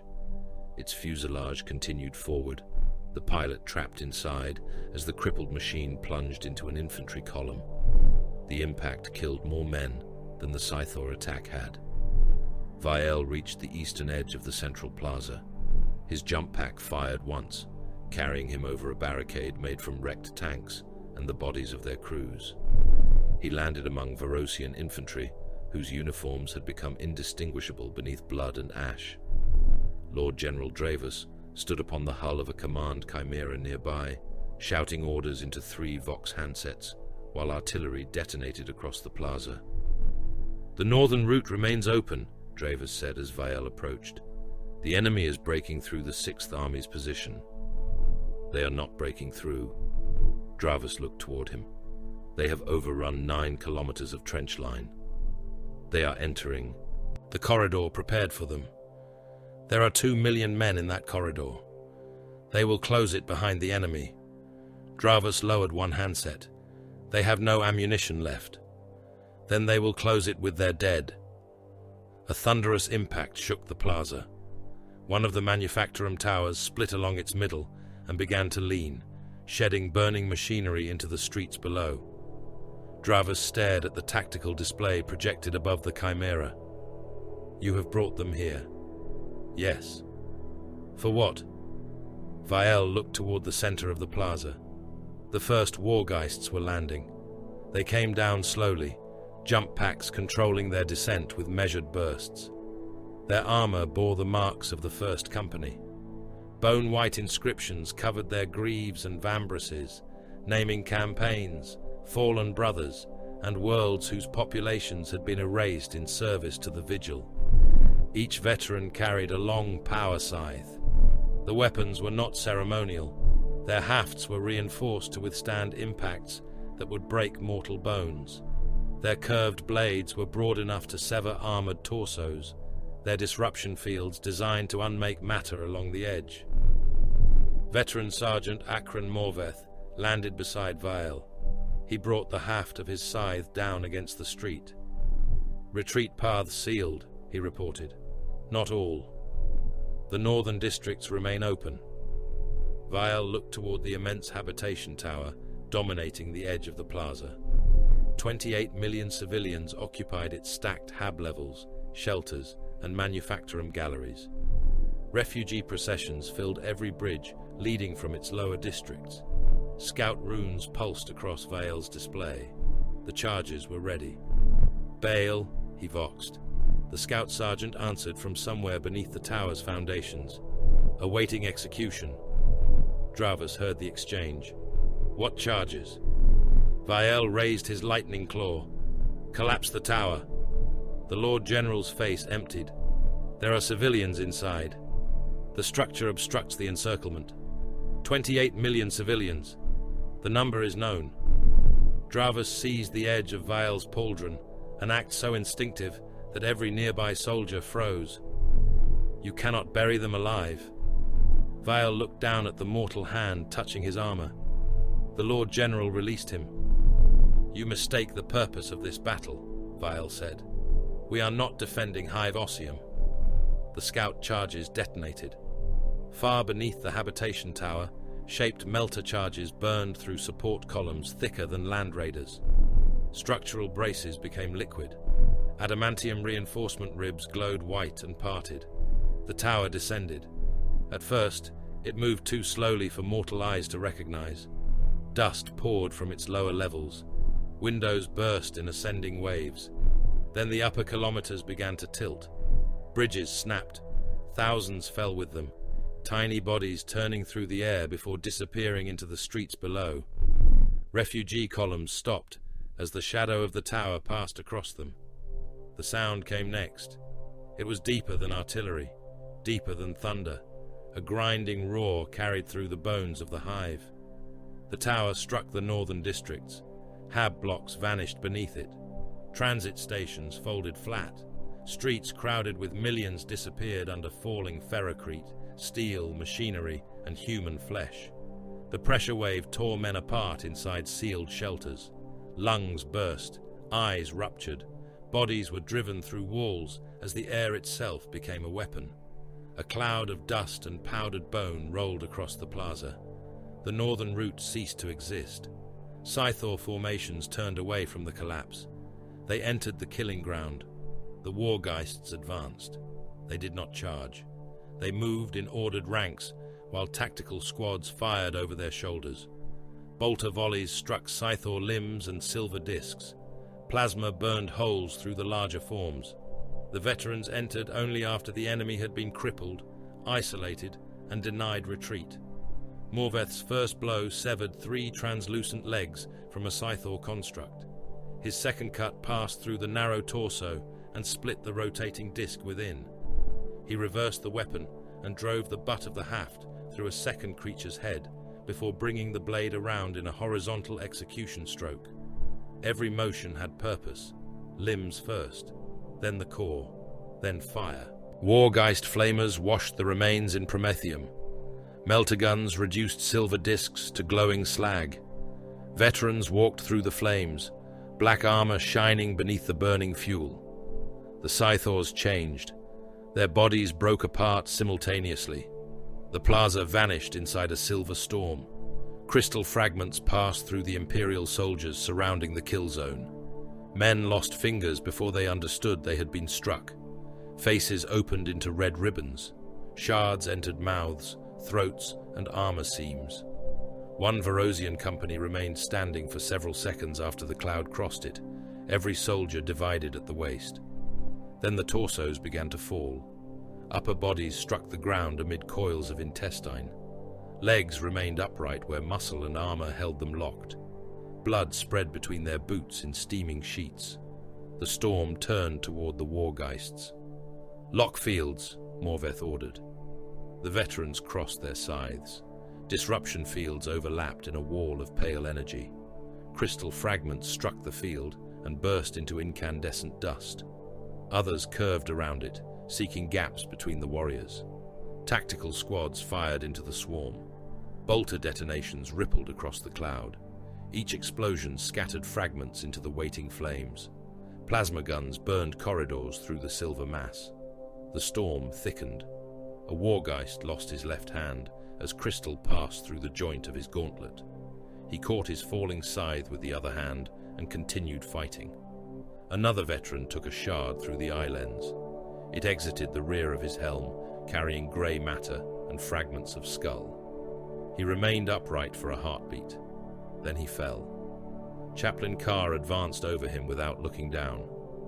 "His service is interrupted," the chaplain voxed. The Wargeists answered as one. Not ended. A hab-block wall exploded outward. Ancient Morkant emerged through the debris. The dreadnought was a walking reliquary of black armor and bone-white markings, his sarcophagus hidden within layers of ceramite and adamantium. His assault cannon spun beneath one arm. The barrels became a blur. He fired. Thousands of rounds crossed the plaza. Scythor bodies disintegrated beneath the stream, translucent limbs and torsos bursting into glittering powder. Mortal soldiers, too slow to clear his line of fire, vanished with them. Morkant advanced through the remains, each step cracking the street. "Path established," the dreadnought intoned. A silver disc opened beneath him. Crystal shards erupted into his lower chassis. They cut through cables, pistons, and hydraulic lines. Morkant's left leg locked. Warning runes flared across the Death Spectre's command network. The dreadnought fired downward. His assault cannon destroyed the disc, but the damage was done. His second leg seized as crystal filled the knee assembly. Morkant fell forward. His power fist struck the ground hard enough to crater it. "Mobility lost," he reported. "Hold position," Vial ordered. "Negative." The dreadnought drove his power fist into the street and pulled himself forward. His dead legs dragged behind him. Hydraulic fluids, oil, and luminous shards poured from his ruined chassis. The assault cannon continued firing as he hauled his immense body into the enemy. "I have not reached my position." The Scythor host gathered at the center of the plaza. Its fragments moved together. Bodies fused. Crystal planes folded into one another. Spindly limbs became arms large enough to tear battle tanks apart. A towering figure rose above the wargeists, its translucent body filled with revolving silver discs. Imperial tacticians had named it the Glass Butcher after its first appearance in the western districts. The name meant nothing to the creature. Vial ignited his lightning claws. Execution formation. The wargeists opened ranks. Vial fired his jump pack. He struck the Glass Butcher high upon its torso. Lightning claws punched through the outer crystal layers and tore downward. The creature's arms folded around him. Blades of clear material scraped across his power armor, carving through one pauldron and opening the ceramite beneath. Vial drove his knee into the creature's chest. His claws spread. He tore the torso open. Silver discs spun within the cavity, surrounded by pulsing strands of pale light. One turned toward him, its surface reflecting not his armor, but a cemetery beneath falling snow. Vial closed both claws around it. The disc resisted. Lightning crawled across its surface. The Glass Butcher convulsed, its limbs thrashing through the wargeists below. One veteran was struck hard enough to separate his torso from his legs. Another disappeared beneath a crystalline fist. Vial tightened his grip. The disc shattered. The Glass Butcher came apart. Its upper body collapsed into a storm of fragments. The wargeists stepped inward. Power scythes cut glowing arcs through the falling crystal. Flamers roared. Meltigans discharged at arm's length, reducing every surviving fragment to molten glass. The plaza burned. When the last Scythor form ceased moving, silence spread outward through Hive Ossium. Not true silence. The artillery continued beyond the central districts. Aircraft still fought above the smoke. Millions of wounded men screamed from the ruins. But within the plaza, the guns stopped. 11 death spectres lay among more than 4 million mortal dead. Chaplain Carr walked between them. He performed the Masrahim over each fallen battle brother. Left palm open, right fist descending, skull and throne. He named them. He recorded their final kills. He marked the location of every body and every recoverable progenoid. Around him, Verosian soldiers crawled through heaps of their own dead. Men called for medical aid. Others begged for water while holding ruptured organs inside their bodies. Carr passed them without turning his skull helm. The dead of the chapter awaited remembrance. The dead of Varos required only counting. Dravas stood amid the smoke, his face grey with dust. "We held," he said. Vial looked toward the collapsed habitation tower. "No." The first captain's helm received an orbital transmission. The image opened across his vision. A medici shuttle, passenger decks packed with wounded soldiers, crystal growths spreading across the walls, silver fragments moving beneath human skin. The shuttle had launched before the quarantine sealed the port. It carried 18,000 wounded men and a full medici crew. Its engines remained active. It was approaching the system's primary void station. Vial opened the fleet command channel. "Target the shuttle." Dravas heard him. "There may still be survivors." "There are." "Then board it." Vial watched the shuttle draw closer to the station and the millions of souls waiting inside its pressurized decks. "No," he said. "Destroy it before docking." The Chosen stood beneath black floodlights, while the condemned waited beyond the wire. There were millions of them. They filled the freight yards beneath Hive Ossium's western wall, packed into fenced corridors intended for livestock and industrial servitors. Ash fell through the broken roof in slow grey sheets. It settled upon shaved heads, blood-soaked uniforms, and the faces of men who had not slept since the invasion began. Servo skulls drifted above the queues, their optical lenses passing pale beams across every body. Medici servitors waited at iron examination gates, with saws folded against their spines and bundles of injector needles trembling beneath their hands. Death spectres. Chapter serfs watched from elevated gantries. They wore black carapace armor without insignia, their faces hidden behind respirator masks fashioned into the likenesses of skulls. Autoguns rested against their shoulders. Shock mauls hung from their belts. None spoke unless obedience required it. At the center of the enclosure stood Apothecary Cador Vane. He wore black power armor beneath the bone-white plates of his apothecarian office. A narthetium enclosed his left forearm. Surgical blades, gene scanners, and extraction instruments rested within the gauntlet beside the reductor, used to recover the progenoid glands of fallen battle brothers. Vane moved along the queues with the same attention he would have given to ammunition stores. "Open the mouth." A laborer obeyed. The man's lips had split from dehydration. Several teeth were broken. Blood darkened the front of his work smock, where crystal fragments had opened the flesh above his ribs. Vane inserted a probe beneath the tongue. "Chemical contamination within tolerance," he said. A servitor recorded the judgment. "Remove upper clothing." The laborer hesitated. A serf struck him across the back with a shock maul. The current threw him forward. He hit the inspection rail hard enough to crack his jaw. Hands dragged him upright, while Vane passed an Auspex wand over his chest, spine, and skull. Runes flowed across the apothecary's retinal display. Bone density, cardiac resilience, hereditary disease markers, radiation damage, industrial toxins, mutational deviation. The man stared at the white helm above him. "Am I being taken off, World Lord?" Vane examined the enlarged lymph node beneath his jaw. "No." The laborer swallowed. "What did I fail?" "Survival." A serf shoved him through the right-hand gate. The corridor beyond led back toward the hive districts marked for bombardment. The next subject passed, then the next. Those accepted received a black chemical mark across the throat or forearm. The substance burned into the outer layers of skin and could not be washed away. Servitors directed the marked into separate compounds. According to classifications, they were not permitted to understand. Engineers and void-rated technicians moved toward the eastern transport pens. Skilled manufacturing workers entered the labor cohorts.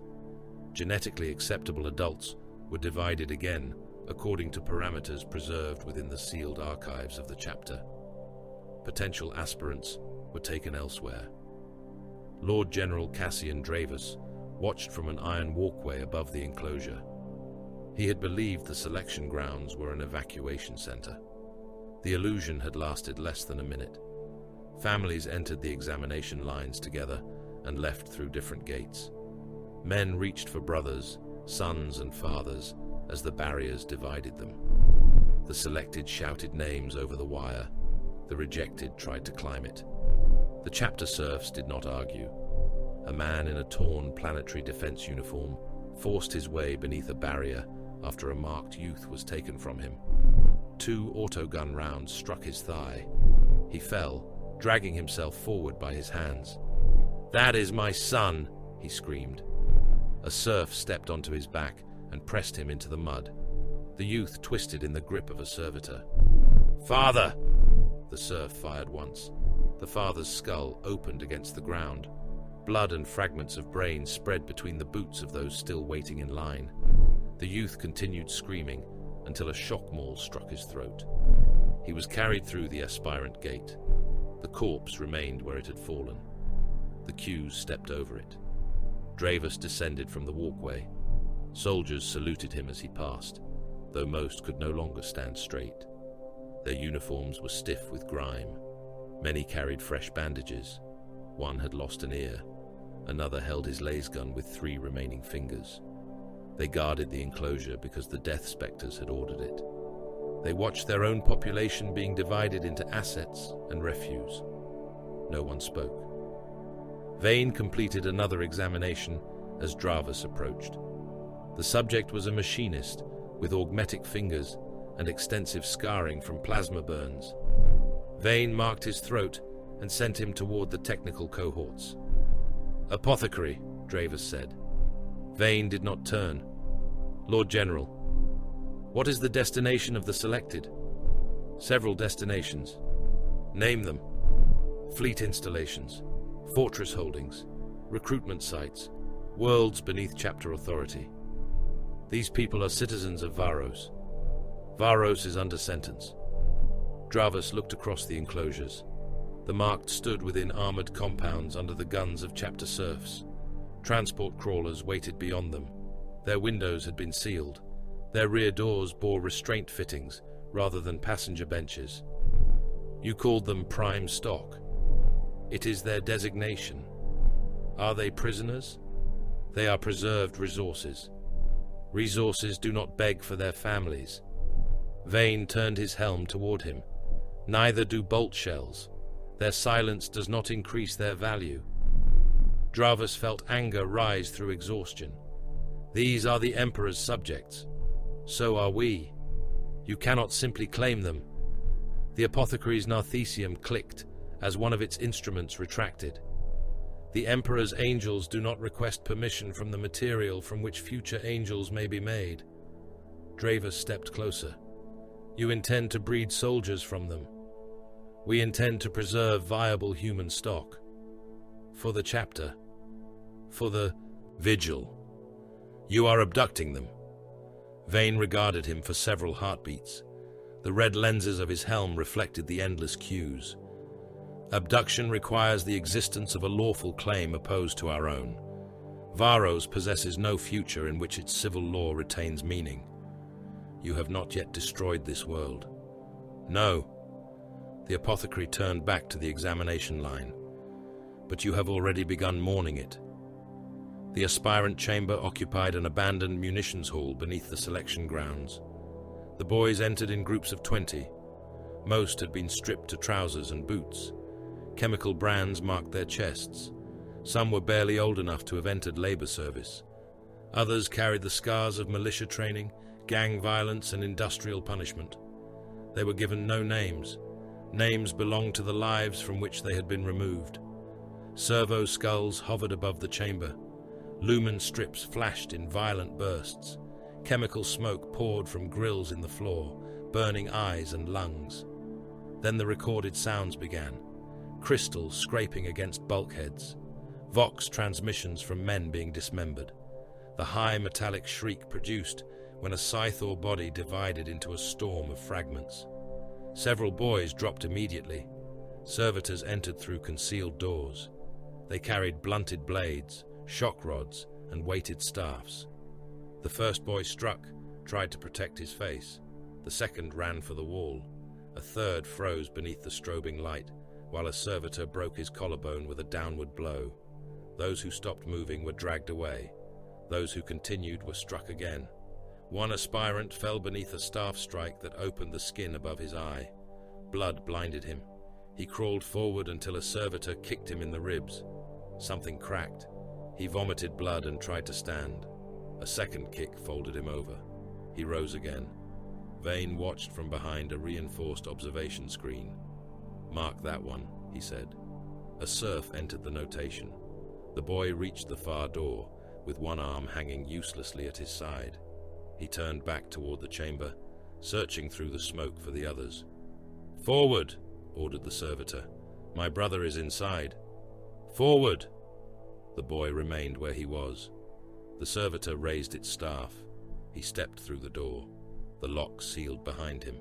The aspirants who passed were taken to separate cells. Their injuries were treated only when survival required it. Their former identities were erased from the transport manifests. They had not become death spectres. Most never would. They had merely earned the opportunity to die during the trials that followed. An alarm rolled through the selection grounds. The sound emerged from every Vox grill at once, a deep mechanical toll followed by the voice of the Planetary Defense Network. Orbital contamination confirmed. Primary station approach compromised. All local commands maintain quarantine protocols. Dravis looked upward, as though the broken roof might show him the void. The contaminated Medici shuttle had reached the station. Its docking clamps engaged before the station master received Vale's final command. Inside the cockpit, the pilot was already dead. Crystal branches grew through his throat and across the instrument panel.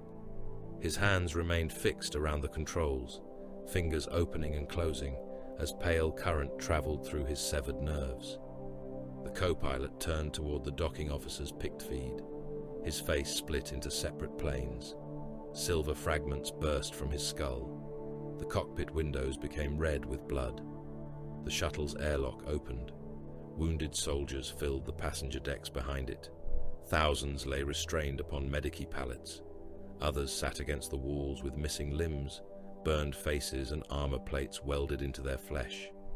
They had heard the docking clamps. Some began to pray. The crystal storm passed through them. Restraints divided. Bodies opened. A man without legs was cut into rings from the waist upward. Another raised his remaining hand before fragments entered his palm, traveled through the bones of his arm, and erupted from his shoulder in a spray of blood. The shards reached the station. Naval ratings fired shotguns down the docking arm. The first volleys scattered the crystal cloud without stopping it. Fragments entered eyes, mouths, and armor joints. Men floated from the deck as gravity failed, their intestines trailing around them in slow red coils. Internal defense guns activated.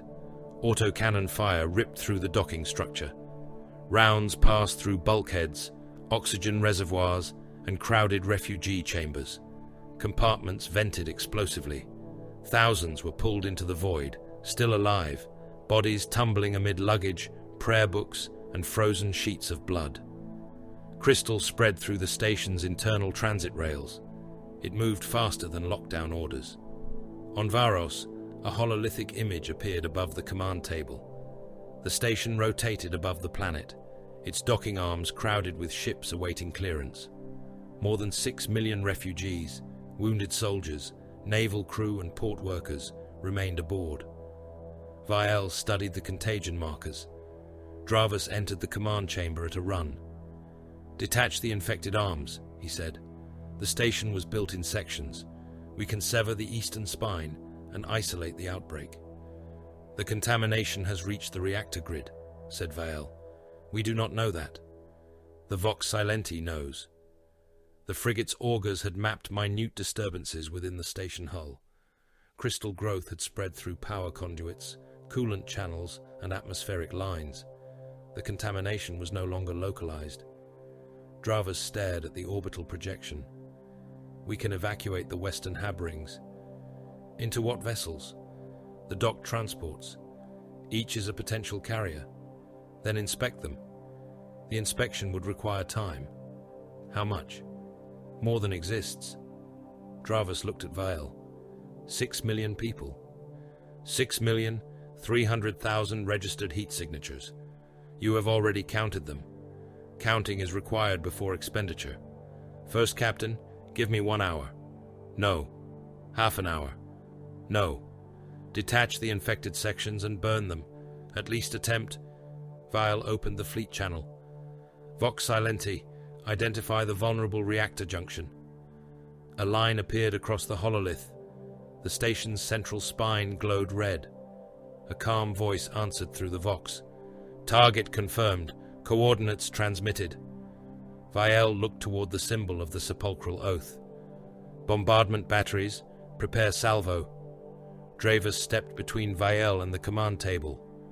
"By the throne, you cannot make extermination your first answer to every uncertainty." Vael's red eye lenses regarded him. "Uncertainty is what requires extermination." The strike cruiser fired. Bombardment shells crossed the void. The first struck the station's reactor spine and disappeared inside armored plating, before detonating. The central structure swelled outward. Metal split. Atmosphere erupted in a white plume, carrying bodies and wreckage. The second shell broke the station's rotation ring. Habitation decks sheared away. Compartments collapsed into one another. Men were crushed between bulkheads before fire consumed what remained. The third shell reached the primary plasma core. The station became light. The explosions split it into burning sections that continued along their orbital path. Millions died in an instant. Others survived long enough to freeze, suffocate, or burn behind viewports turned toward the planet below. Bodies spread across thousands of kilometers. Some remained clothed. Others had been stripped by decompression. Limbs, heads, and frozen organs drifted among molten fragments of hull. A child's corpse struck the armor of a departing transport and broke apart without leaving a mark. Several captains panicked. Their vessels ignited engines and turned away from assigned holding patterns. The Death Spectres fleet answered. The Vox Silenti speared the first transport with its prow lance. The beam passed through engines, fuel vaults, and passenger compartments. The vessel opened from stern to bow, spilling burning atmosphere and thousands of bodies into the void. Defense monitors destroyed 2 more. One transport transmitted surrender as macro shells tore away its bridge. Another attempted to hide among the remains of the station. Gunships found it and fired into its drive section until the hull ruptured. The evacuation lanes became a graveyard. Dravus watched every death. Vael issued new holding instructions to the surviving ships. No anger entered his voice, no satisfaction. The massacre was a correction to an error in containment. Nothing more. Later, Dravus returned alone to the planetary strategium. The command chamber had emptied except for servitors and the dead. A junior officer killed during the first Scythor attack remained beneath a sheet against the wall. There had been no one available to remove him. Dravus sealed the doors. He opened a private cogitator housed beneath the planetary command throne. Rydane's dynasty had used it to preserve records beyond the reach of ordinary administratum inspection. Dravus entered the Death Spectre's orders. He recorded the destruction of the refugee column, the execution of Acasta Rydane, the selection of prime stock, the orbital station, and its 6,300,000 dead. He added casualty projections, transport manifests, and picked captures, showing families divided inside the enclosure. The evidence passed into an encrypted archive. Dravus rested both hands upon the cogitator housing. He did not yet intend rebellion. The thought would have seemed impossible. These were the Emperor's angels. The Adeptus Astartes stood above ordinary law because they had been fashioned for wars no mortal could survive. But they were not beyond judgment. The Inquisition existed. The High Lords existed. Other chapters existed. Somewhere within the Imperium, there had to be an authority capable of looking upon Varos and naming what had been done. He closed the archive. Behind him, a voice spoke. "You believe Witness possesses power." Dravus turned. Messazar Sereth Nal stood beside the sealed door. The chief librarian had entered without sound. Dravus reached for his sidearm, then stopped. "You have been reading my thoughts." "No, your fear is visible without witch sight." Nal approached the command table. The hololith showed every recorded Scythor outbreak since the invasion began.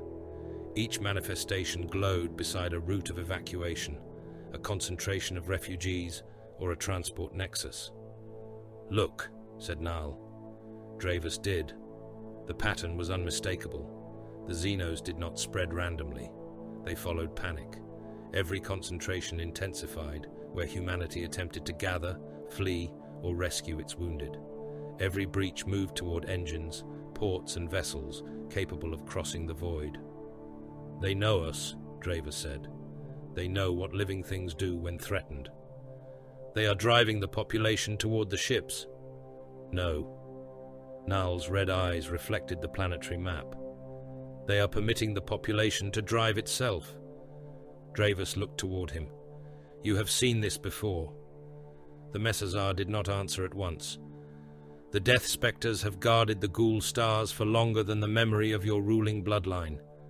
We have watched civilizations abandon reason in the presence of extinction.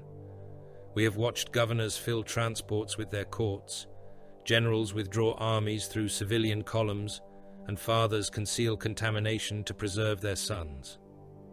His voice remained quiet. The Scythors learned the same lesson. What lesson? That mercy creates traffic.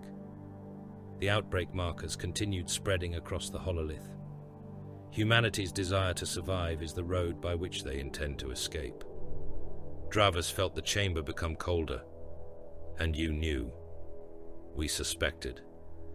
You knew enough to classify this world as bait." Nal looked upon Varos Secundus as though it were already a corpse beneath examination. "We knew enough to understand that your people would attempt to save themselves." The librarian turned toward the sealed doors. "That instinct is now the enemy's principal weapon." He left Dravus alone with the evidence. Far above the burning world, the frozen dead continued to gather in orbit. The map showed no front lines. Lord General Cassian Dravus noticed that before he noticed anything else. There were no regimental boundaries, no armor concentrations, no artillery envelopes, and no defensive positions marked in the colors of the Varosian command. The hololithic projection suspended above the strategium table displayed the population of Varos Secundus instead. Billions of human lives moved across it as streams of pale light. Refugee columns flowed from the western hives. Labor cohorts abandoned manufacturum districts and gathered along the transit arteries. Surviving military formations withdrew indisciplined. Blocks through the burning cities, surrounded by the confused migrations of civilians. Red shapes followed them, predicted Scythor concentrations. Black lines crossed both. Casualty corridors. Dravus stepped closer to the hololith. The chamber occupied the former astropathic nave beneath Hive Karad. Its choir stalls had been removed. Armored cogitator banks now filled the alcoves where sanctioned psychers had once screamed messages into the immaterium. Death Spectres stood around the projection in silence, while servitors fed casualty reports through parchment slots cut into their chests. First Captain Mordran Vael waited at the head of the table. His black armor had been repaired since the fighting at Hive Ossium, though the left pauldron still bore deep scores from the glass butcher. His bone-white helm rested beside one clawed gauntlet. Dravus studied the map again. A refugee movement from Hive Geront had been redirected south after the destruction of the northern mag rail. 3 days later, the largest Scythor manifestation in that hemisphere had appeared directly along the new route. The defenders of the Pylos district had been ordered to abandon the eastern causeways while holding the western tunnels at all costs. The Xenos had passed through the unguarded causeways and emerged near the continental freight basin. The pattern repeated across the planet. Evacuations moved. The Scythors followed. The Death Spectres closed the roads behind both. "This is not a defensive projection," Dravus said. "No," Vael answered. "It is a migration chart." "Yes." Dravus touched one of the casualty corridors. The rune expanded, showing projected mortality in the hundreds of millions. "These routes were issued by your command. They were approved by it. You sent the refugees there. We permitted them to move where the enemy would observe them." The chamber seemed to narrow around Dravus. He looked toward the officers of the Death Spectres. None avoided his gaze.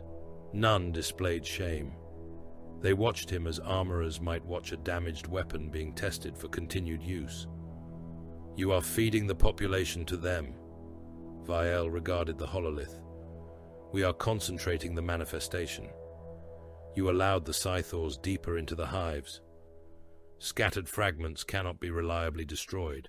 They pass through sealed districts, enter vessels, and remain dormant within human tissue. Every fragment pursued separately consumes forces, time, and certainty. So you gathered them. We are gathering them." Dravus saw the entire campaign change before him.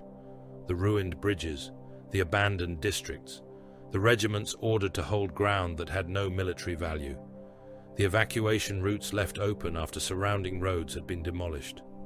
Nothing had failed. The defense had never existed. The armies of Varos were not trying to stop the Scythor advance. They were building walls around it with their own dead. "How long?" Dravus asked. Vael did not pretend to misunderstand.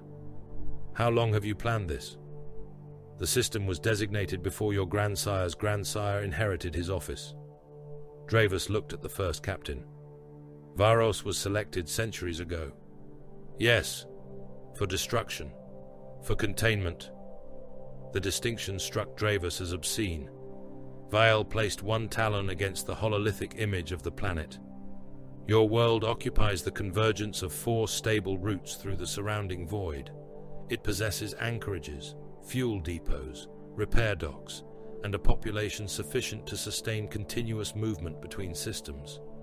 It was always likely to draw anything seeking passage from the ghoul stars. You made it more attractive. We permitted its development. You directed contracts here.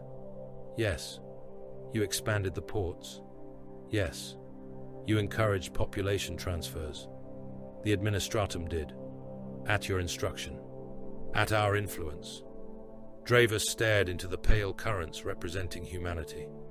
Billions of workers had been born beneath Varos's poisoned sky because distant decisions had required greater production.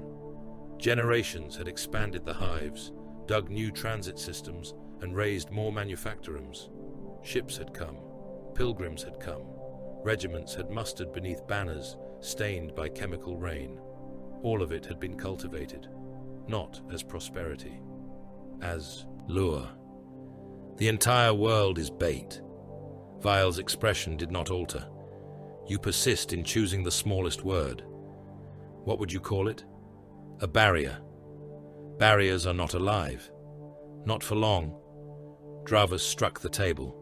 The impact distorted the streams of light. "My armies believed they were defending this planet. They are. No, they are controlling the direction in which it dies. Now you understand." The simplicity of the answer hurt more than denial would have. Dravus looked toward the eastern continent. 8 army groups remained in the field. Tens of millions of men still received orders from his command seal. They fought because they believed every hour purchased time for evacuation, reinforcement, or victory. None of those things were coming. Their purpose was to die in the correct places. You sacrificed the Seraphine regiments to close the northern crossings. They closed them. You abandoned the Karad armored reserve so the Scythors would turn south. They turned south. You destroyed the refugee routes from Ossium. They led toward orbit. Every victory we reported was another gate. Vael inclined his head. A temporary victory can still serve a permanent design. Dravus looked upon the casualty corridors. "How many survive your design?" "Enough. That is not a number. It is the only number that matters." A servitor approached the table. Its lower body had been replaced by a tracked unit stained with old blood. A brass cylinder opened beneath its jaw and expelled a strip of parchment. Vael read the report. "Proceed," he said. The command passed through the strategium. Far beyond Hive Karad, the herding operation intensified. Scout Sergeant Corvin Bale watched the retreating armies cross the Bridge of Martyrs. The bridge spanned a chasm 4 kilometers wide and descended into the continental basin. Columns of infantry moved across it, beneath the supervision of Chimera command vehicles. Tanks limped among them with damaged tracks and scorched hulls. Civilians filled every space between the military formations, carrying bundles, children, and wounded kin. The Scythors followed through the ruins behind them. Bale waited until the last operational artillery tractors had crossed. "Execute," he transmitted. Melter charges ignited beneath the bridge supports. White fire consumed adamantium. The central span dropped beneath the final refugee columns. Thousands vanished with it.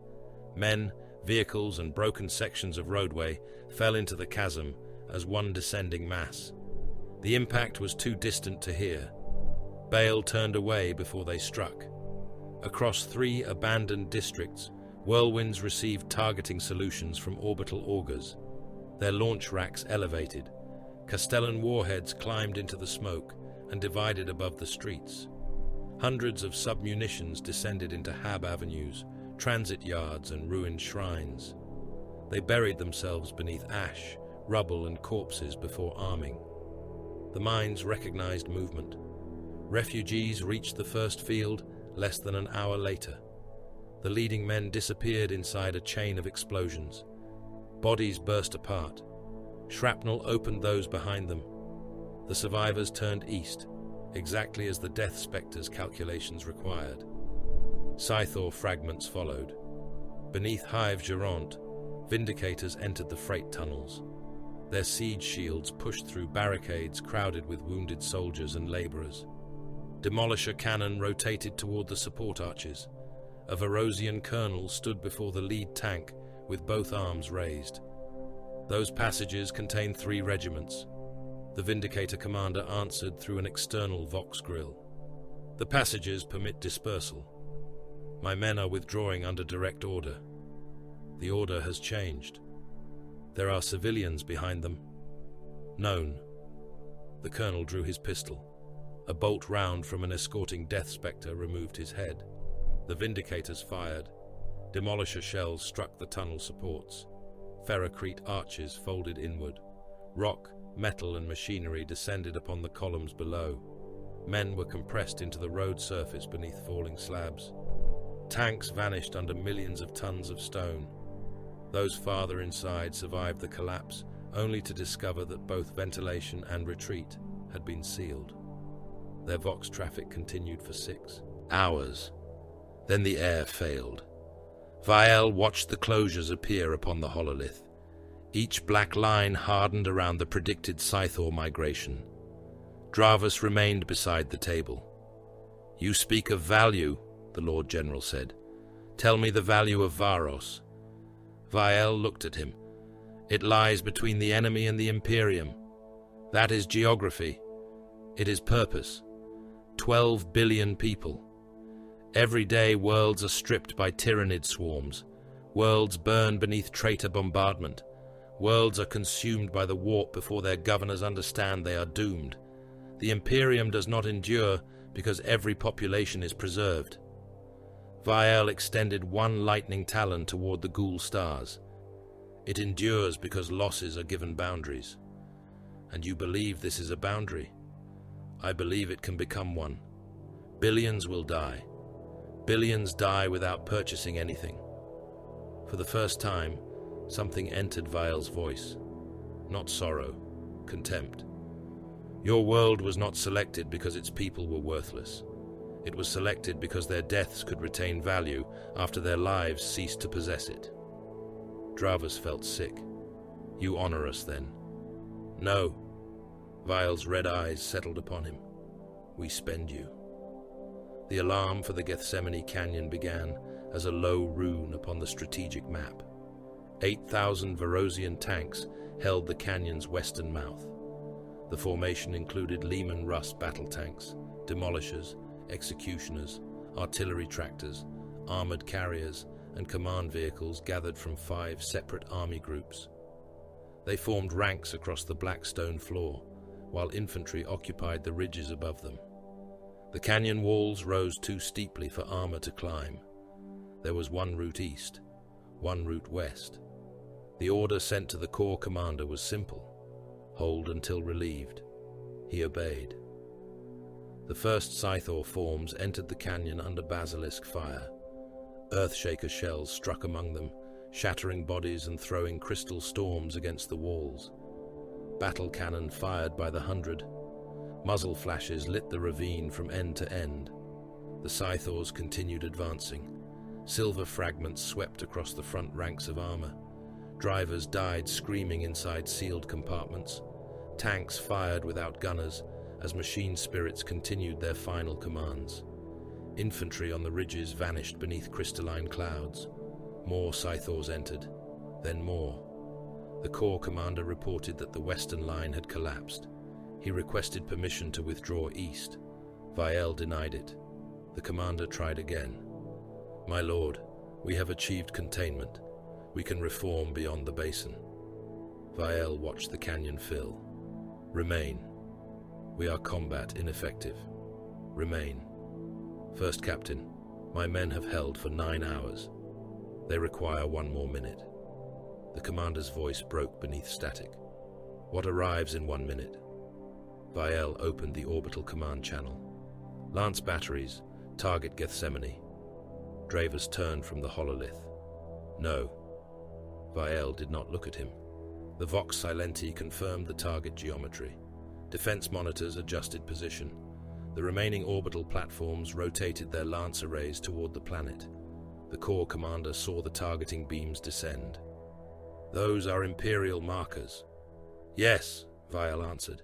"You said relief. I said remain." Light fell into the canyon. The first lance strike touched the western formation. 200 tanks became vapor. Armor liquefied around crews before their nerves could carry pain. Men farther from the impact cooked inside their vehicles, flesh bubbling beneath uniforms, eyes bursting as internal temperatures climbed beyond endurance. The second strike traveled along the canyon floor.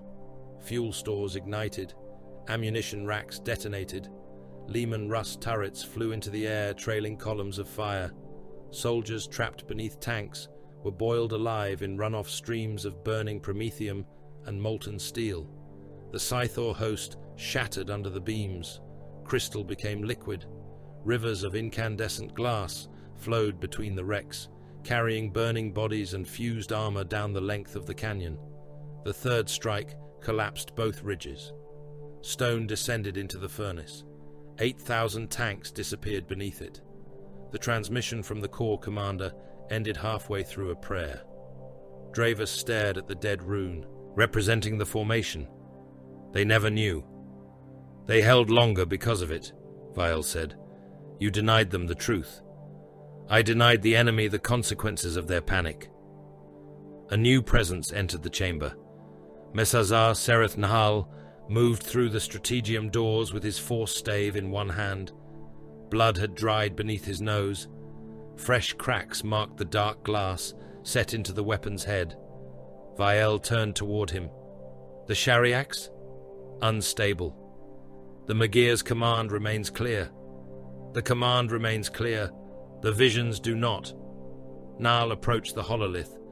The Scythor concentrations now converged toward the continental basin in broad red streams. "The throne predicted migration," Vael said. "It predicted recurrence. You divide meaning again, because meaning is where error hides." Nahal touched the projection. The image flickered. For an instant, the continental basin became the cemetery plains of Occludus. Thousands of black tombs stood where the Varosian armies were dying. Then the vision vanished. "The Shariax is reacting to something beyond the migration," Nahal said. "What?" "I cannot determine it." "Then it cannot alter the plan." "It may be the plan." Vael studied him. "You believe the Magir misinterpreted the throne. I believe prophecy offers direction without distance. A warning seen centuries ago may concern Varos. It may concern what follows Varos. It may concern what we carry away from it." The first captain looked toward the converging enemy. "The Scythors are being contained, or assembled, for destruction. By us." Vael's jaw tightened. That was the pressure Nahal brought him. Not mercy, not guilt, uncertainty. The Magir had ordered the exodus prevented. The planetary trap fulfilled that command. Yet the Shariax had spoken of the Kadash. Morveth had repeated the forbidden word without possessing any knowledge of it. The Scythors moved toward the basin with the obedience of prey, or pilgrims. Vael dismissed the thought. "Continue monitoring the throne's echoes." "They are not echoes." "Then name them." "When I can." An alarm screamed through the strategium. Every hololithic display turned red. The signal came from orbit, the sepulchral oath. A shipmaster's voice broke across the command channel beneath layers of static. First Captain, Apothecarian Vaults report stasis disruption. Cause unknown. Decks 18 through 24 no longer respond. Vielle activated the strike cruiser's internal pict feeds. The first image showed an empty corridor. Lumen strips flickered above blackened walls. A chapter serf lay across the deck, with his torso opened from throat to pelvis. The image changed. Pale crystal spread through a ventilation shaft. Another feed showed the gene seed vault. Rows of progenoid reliquaries stood within stasis fields. Frost covered their casings. Around them, translucent growths extended from the floor, climbing the containment columns and curling against the blessed glass. One reliquary opened. Something silver moved inside. Niall stared at the image. The fleet. Vielle opened the strike cruiser's command channel. All engines to zero output. Weapons systems cold. Terminate external communications. The shipmaster hesitated.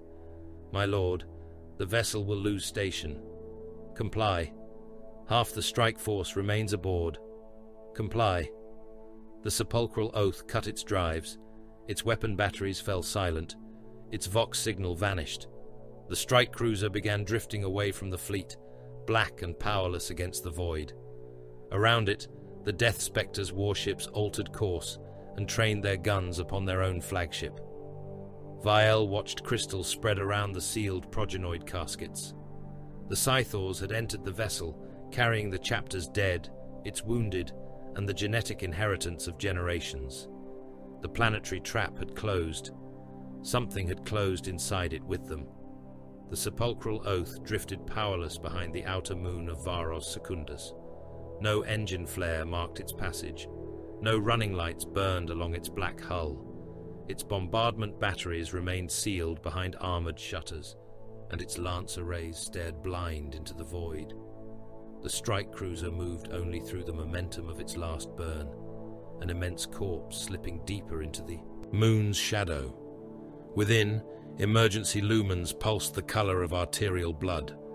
Light, darkness, light again. Each crimson flare revealed another fragment of the ship's dying anatomy. Blood floated in trembling spheres where gravity had failed. Frost coated the deck plates, and the bodies fixed against them. Severed hands turned slowly through the air, fingers still curled around tools and weapons. A crewman's face had frozen against a bulkhead, the skin peeled from one cheek by decompression and spread across the metal like translucent parchment. Then the light failed again. Scout Sergeant Corvin Bale waited in the dark. His helm display gave him the corridor in lines of pale tactical data. 4 maintenance junctions, 2 ventilation arteries, 1 sealed service shaft descending toward the lower crew decks. Heat signatures flickered beyond the bulkheads, too irregular to classify. Some belonged to survivors, some belonged to damaged servitors, some moved without heat at all. Bale raised 2 fingers. The scouts behind him divided without sound. They wore reinforced void seals over their modified armor, and their camo cloaks had been removed, lest the loose fabric become trapped in broken machinery. Suppressed bolt guns rested against their shoulders. Combat blades remained locked within forearm sheaths. A narrow beam pulse passed between them. Proceed. Bale opened the first maintenance hatch manually. The wheel turned with resistance. Frost cracked around its edges. A breath of frozen air escaped from the gap, carrying the smell of blood, burned insulation, and something mineral. He drew the hatch inward. A voice whispered from the shaft beyond. Sergeant. Bale did not move. The voice belonged to Brother Scout Halvek. Halvek stood 3 meters behind him. Sergeant, the darkness repeated. The route is secure. Halvek's bolter rose. The voice came again, now from farther below. Advance, by order of First Captain Vielle. Bale looked into the shaft. His autosenses found no lungs exhaling, no armor systems, no heartbeat. Only faint vibrations traveling through crystal embedded in the duct walls. Vox mimicry confirmed, he transmitted by contact pulse. The false voice changed. It became the scream of a dying chapter serf, then the stern command of a tactical sergeant, then a child begging for a door to be opened. Bale entered the shaft. The scouts followed.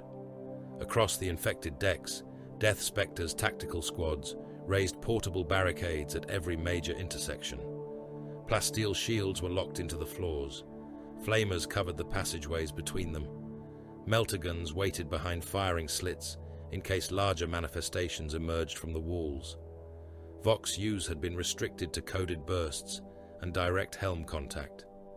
The Scythors had entered the communication network. Orders came from dead officers. Retreat commands bore Vile's vocal pattern. Chaplain Carr's voice recited corrupted funerary litanies over open channels, each declaration interrupted by the final screams of men slain hours earlier. One transmission repeated without pause. Deck 22 secure, Deck 22 secure, Deck 22 secure. Deck 22 no longer possessed atmosphere. Sergeant Voran stood behind the barricade at the junction leading to the Apothecarian. His squad had lost 3 brothers since the power failed. One had vanished while checking a sealed transit lift. The second had been found within the lift shaft, his armor intact, but his body cut into dozens of sections inside it. The third remained somewhere beyond the eastern bulkhead, occasionally requesting entry in a voice that did not pause to breathe. Voran watched the warning rune beside the door. Something entered the command mechanism. Locking bolts withdrew. "Override," he ordered. The squad's tech marine drove a data spike into the control panel. The bulkhead continued opening. Crystal growth spread beneath the doorframe, pale branches moving through cabling and hydraulic lines. The ship's machinery groaned as the Xeno structure forced the mechanism to obey. "Flamers ready." The opening widened. A servitor walked through. Its lower jaw was missing. Crystal filled the cavity and projected from both eye sockets. One arm ended in a deck-cutting saw, still turning at full speed. The other dragged a length of spinal column behind it. Voran fired. The bolt entered the servitor's chest and detonated, scattering meat, augmetics, and crystal across the corridor. The fragments did not fall. They hovered. Then the walls erupted. Thousands of slivers burst from the crystal beneath the frame and crossed the passageway in a silver sheet. The first impact struck the barricade. Plasteel opened in lines too fine to see. Fragments ricocheted from ceramite plate and struck again, searching for seals and joints. One entered Brother Caedmon's elbow. The shard traveled up the inner armor channel, cutting tendons and hydraulic fibers. His arm dropped uselessly. More fragments struck the same opening and widened it. Caedmon fired one-handed until crystal emerged from his throat grill. Blood filled his helm. He remained upright as the storm entered through the wound, passed into his neck, and severed the spinal cord. Voran caught him before he fell. "Burn the corridor." The flamers discharged. Promethium rolled over the barricade in a roaring wall. Crystal fragments glowed, blackened and burst apart. Others continued through the fire, molten at the edges, and struck the Death Spectres hard enough to score their breastplates. The tactical squad held. Behind them, the eastern bulkhead opened. The voice of their dead brother spoke from the darkness. "You were looking the wrong way." Apothecary Cador Vane reached the gene seed vault with 12 battle brothers and 37 chapter serfs. Only 6 serfs survived the final passage. The others lay behind them in portions. The vault door had been breached from within. Its adamantium plates bowed outward around a crystalline growth thicker than a dreadnought's torso. Stasis vapor poured through the opening, freezing across the walls and Vane's black armor. He entered alone. The gene seed of centuries floated before him. Progenoid glands rested within reliquary caskets arranged in ordered ranks. Each represented a fallen death spectre whose biological legacy had been recovered, tested, and preserved for implantation into another generation. Several caskets had split open. Pale organs drifted in spilled coolant. crystal dust moved among them like silver parasites. One progenoid gland had been pierced through its center and stretched across a lattice of translucent threads. Another pulsed, despite the absence of living blood, stimulated by currents passing through the growth surrounding it. Vane's narthecium extended a sampling needle. He touched the nearest organ. Contamination runes filled his display. Not surface corruption, total infiltration. He opened the apothecarian channel. Vault integrity failed. 7 reliquary banks compromised. Biological reclamation impossible. A serf outside the door answered. "My lord, purification caskets are prepared." "No caskets." Vane looked upon genetic material accumulated across the service of generations. "Promethium." The serf hesitated, confirming order. "Burn all compromised stock." "My lord, those banks contain more than... Do not count what is already dead." Fuel lines were dragged into the vault. Vane stood among the reliquaries, while Promethium flooded the floor. He performed the Masrahim. His left palm opened before his abdomen. His right fist descended into it, skull and throne. Then he ignited the fuel. Fire climbed the caskets. Blessed glass cracked. Coolant became steam. Preserved organs blackened, shrank and split open within the flames. Crystal growth screamed through stolen voices as heat raced along their internal structures. The sound included battle brothers, whose gene seed burned around them. Vane listened until every voice ceased. On the lower crew decks, gravity returned without warning. Bodies, weapons and frozen blood fell together. The impact broke bones in the wounded and burst blood spheres across the floor. Emergency klaxons began to sound, then died as the power failed again. Squad Narvek crossed the habitation spine toward the plasma conduits. A hull rupture opened ahead of them. The outer wall peeled away in silence. Atmosphere vanished. Chapter serfs were dragged from the deck and pulled screaming into the void. One struck the jagged edge of the breach and came apart at the waist. His lower body remained inside, while his torso disappeared into darkness, trailing intestine and vaporized blood. The death spectres locked magnetic clamps. Toxic sealant compounds erupted from emergency vents, filling the passage with expanding foam and chemical vapor. The substance hardened upon exposed metal and flesh, intended to close small breaches long enough for bulkheads to descend. Brother Narvek's armor had already been opened beneath one arm. The vacuum reached him. The moisture across his skin froze instantly. Blood boiled beneath the flesh, while ice formed around his eyes and mouth. Had the mucranoid organ within him functioned, his body might have secreted a protective membrane sufficient to delay the damage. It did not. The organ had never functioned in any death spectre. Narvek convulsed. His exposed skin split into black cracks. One eye expanded, burst and froze across his cheek. Brother Sethon stood beside him. A crystal fragment struck Sethon's throat seal as the bulkhead began to close. It penetrated beneath the gorget and opened his windpipe to the void. Both warriors remained locked to the deck. Both died standing. When the emergency bulkhead struck the floor, pressure returned around their frozen corpses. Narvek's chest armor had filled with expanding vapor. The sudden compression ruptured what remained of his lungs and drove blood through the cracks in his face. No warrior paused over them. Their progenoids could be recovered later. The ship still required killing. Brother Lethan fought alone within an armory passage. Crystal had entered through the left eye lens of his helm. He had closed the internal seal before the fragments reached his skull, trapping them within the helmet cavity.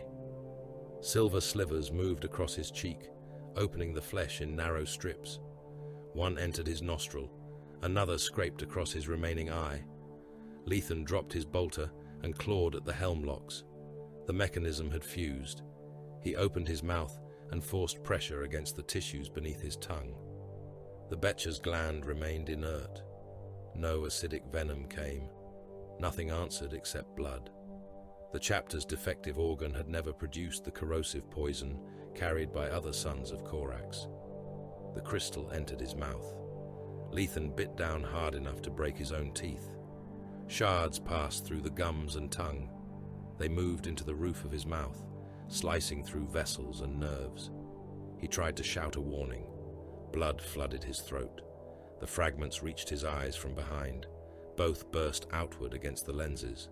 Lethan remained standing while Silver moved into his brain. His hands stopped clawing at the helm. His posture straightened. Then his Vox activated. "Passage secure," said the Scythor through his ruined mouth. Sergeant Vorin fired one bolt round into Lethan's skull. The helmet vanished above the jaw. The body stood for several heartbeats, neck pouring blood into the air, before falling backward. Messazar Sereth Nahal walked the ship through a storm no other warrior could see. Every Scythor fragment possessed an echo. It was faint, almost beneath perception, a pressure against the edge of thought, resembling the pulse of the Shariax beneath Logopol. Nahal followed it through the darkened decks. The crystal did not speak in words. It resonated. Countless small impulses repeated through walls, machinery, and implanted human nerves. Each fragment carried a minute part of a greater pattern, and the pattern sought alignment. Occludus appeared behind Nahal's eyes. Snow over graves, the gate of returning, the black towers of Logopol. Beneath them, glass ringing in darkness. He staggered. Vial caught his arm. The first captain had returned aboard through a gunship sealed immediately after docking. Melter burns marked his armor. His power scythe hung across his back, its blade damaged at the inner curve. "What do you perceive?" Vial asked. "A direction. Toward the lower vaults? Beyond the vessel." Nahal pressed his force stave against the deck. The crystal resonance passed through it and into his bones. "They have felt the throne." Vial's red lenses narrowed. "They cannot know Occludus. They do not require knowledge, only orientation. The sepulchral oath has made no transmission. The ship is transmitting through them." Vial looked down the corridor. Bale emerged from a maintenance shaft with 3 surviving scouts. "We have identified the first growth," the scout sergeant reported. "It began in the armory purification chamber." "What entered?" "That chamber?" Vial asked. "Recovered weapons, battle plate, relics from Hive Ossium." Bale's gaze shifted to the scythe across Vial's back. The first captain understood. He unhooked the weapon and placed it upon the deck. The blade bore a deep gouge from the glass butcher's body. Within the scar, beneath layers of oil and dried blood, something reflected the emergency light. A silver splinter, smaller than a fingernail, dormant until it had entered the ship. Bale drew his blade. "No," Vial said. He opened his lightning claw and crushed the fragment between 2 talons. It burst with a sound like breaking glass. Nahal watched him. "The breach came through your weapon." "Yes." "Purification rites failed." "Yes." "The dead entered behind the first captain." Vial looked toward him. "Do you offer censure?" "I offer fact." "Then it is accepted. Ritual absolution may be required when the threat is dead. The chapter may demand. The chapter requires a ship that does not carry its enemy home." Vial opened every surviving internal channel. "Seal decks 18 through 23. The shipmaster answered through heavy static. "Those decks remain inhabited. Population? 83,000 serfs, ratings and Varosian wounded. 7 battle brothers confirmed alive. Seal them." Vox traffic exploded across the ship. Crew officers demanded clarification. Medici personnel reported patients unable to move. Chapter serfs recited clearance codes and begged for access to the upper decks. The bulkheads descended. Men ran beneath them. Some were crushed at the waist as adamantium doors struck the deck. Arms remained trapped on one side, bodies on the other. Blood spread beneath the seals. Vial waited until every closure rune turned green. "Open the decks to void." The shipmaster spoke more quietly. "My lord." "Execute." External vents opened. Atmosphere tore from 6 inhabited decks. Crewmen were lifted from their feet and dragged through passages filled with frost and debris. Don't forget to like, comment, and subscribe. Support really helps. Bodies struck door frames, ceilings and machinery before vanishing into space. Wounded soldiers still strapped to medici pallets disappeared with their beds. Serfs clawed at sealed bulkheads until decompression stripped their fingers to bone. The death spectres among them performed the Mazrahim as pressure failed. Then they too were taken. When the decks were empty, tech marines ruptured the plasma transfer lines. Fire traveled through the sealed compartments. It consumed crystal growths, servitors, bodies, and machinery together. Corridors became furnaces. Armor decks buckled. Support ribs glowed red beneath the hull. The sepulchral oath burned from within.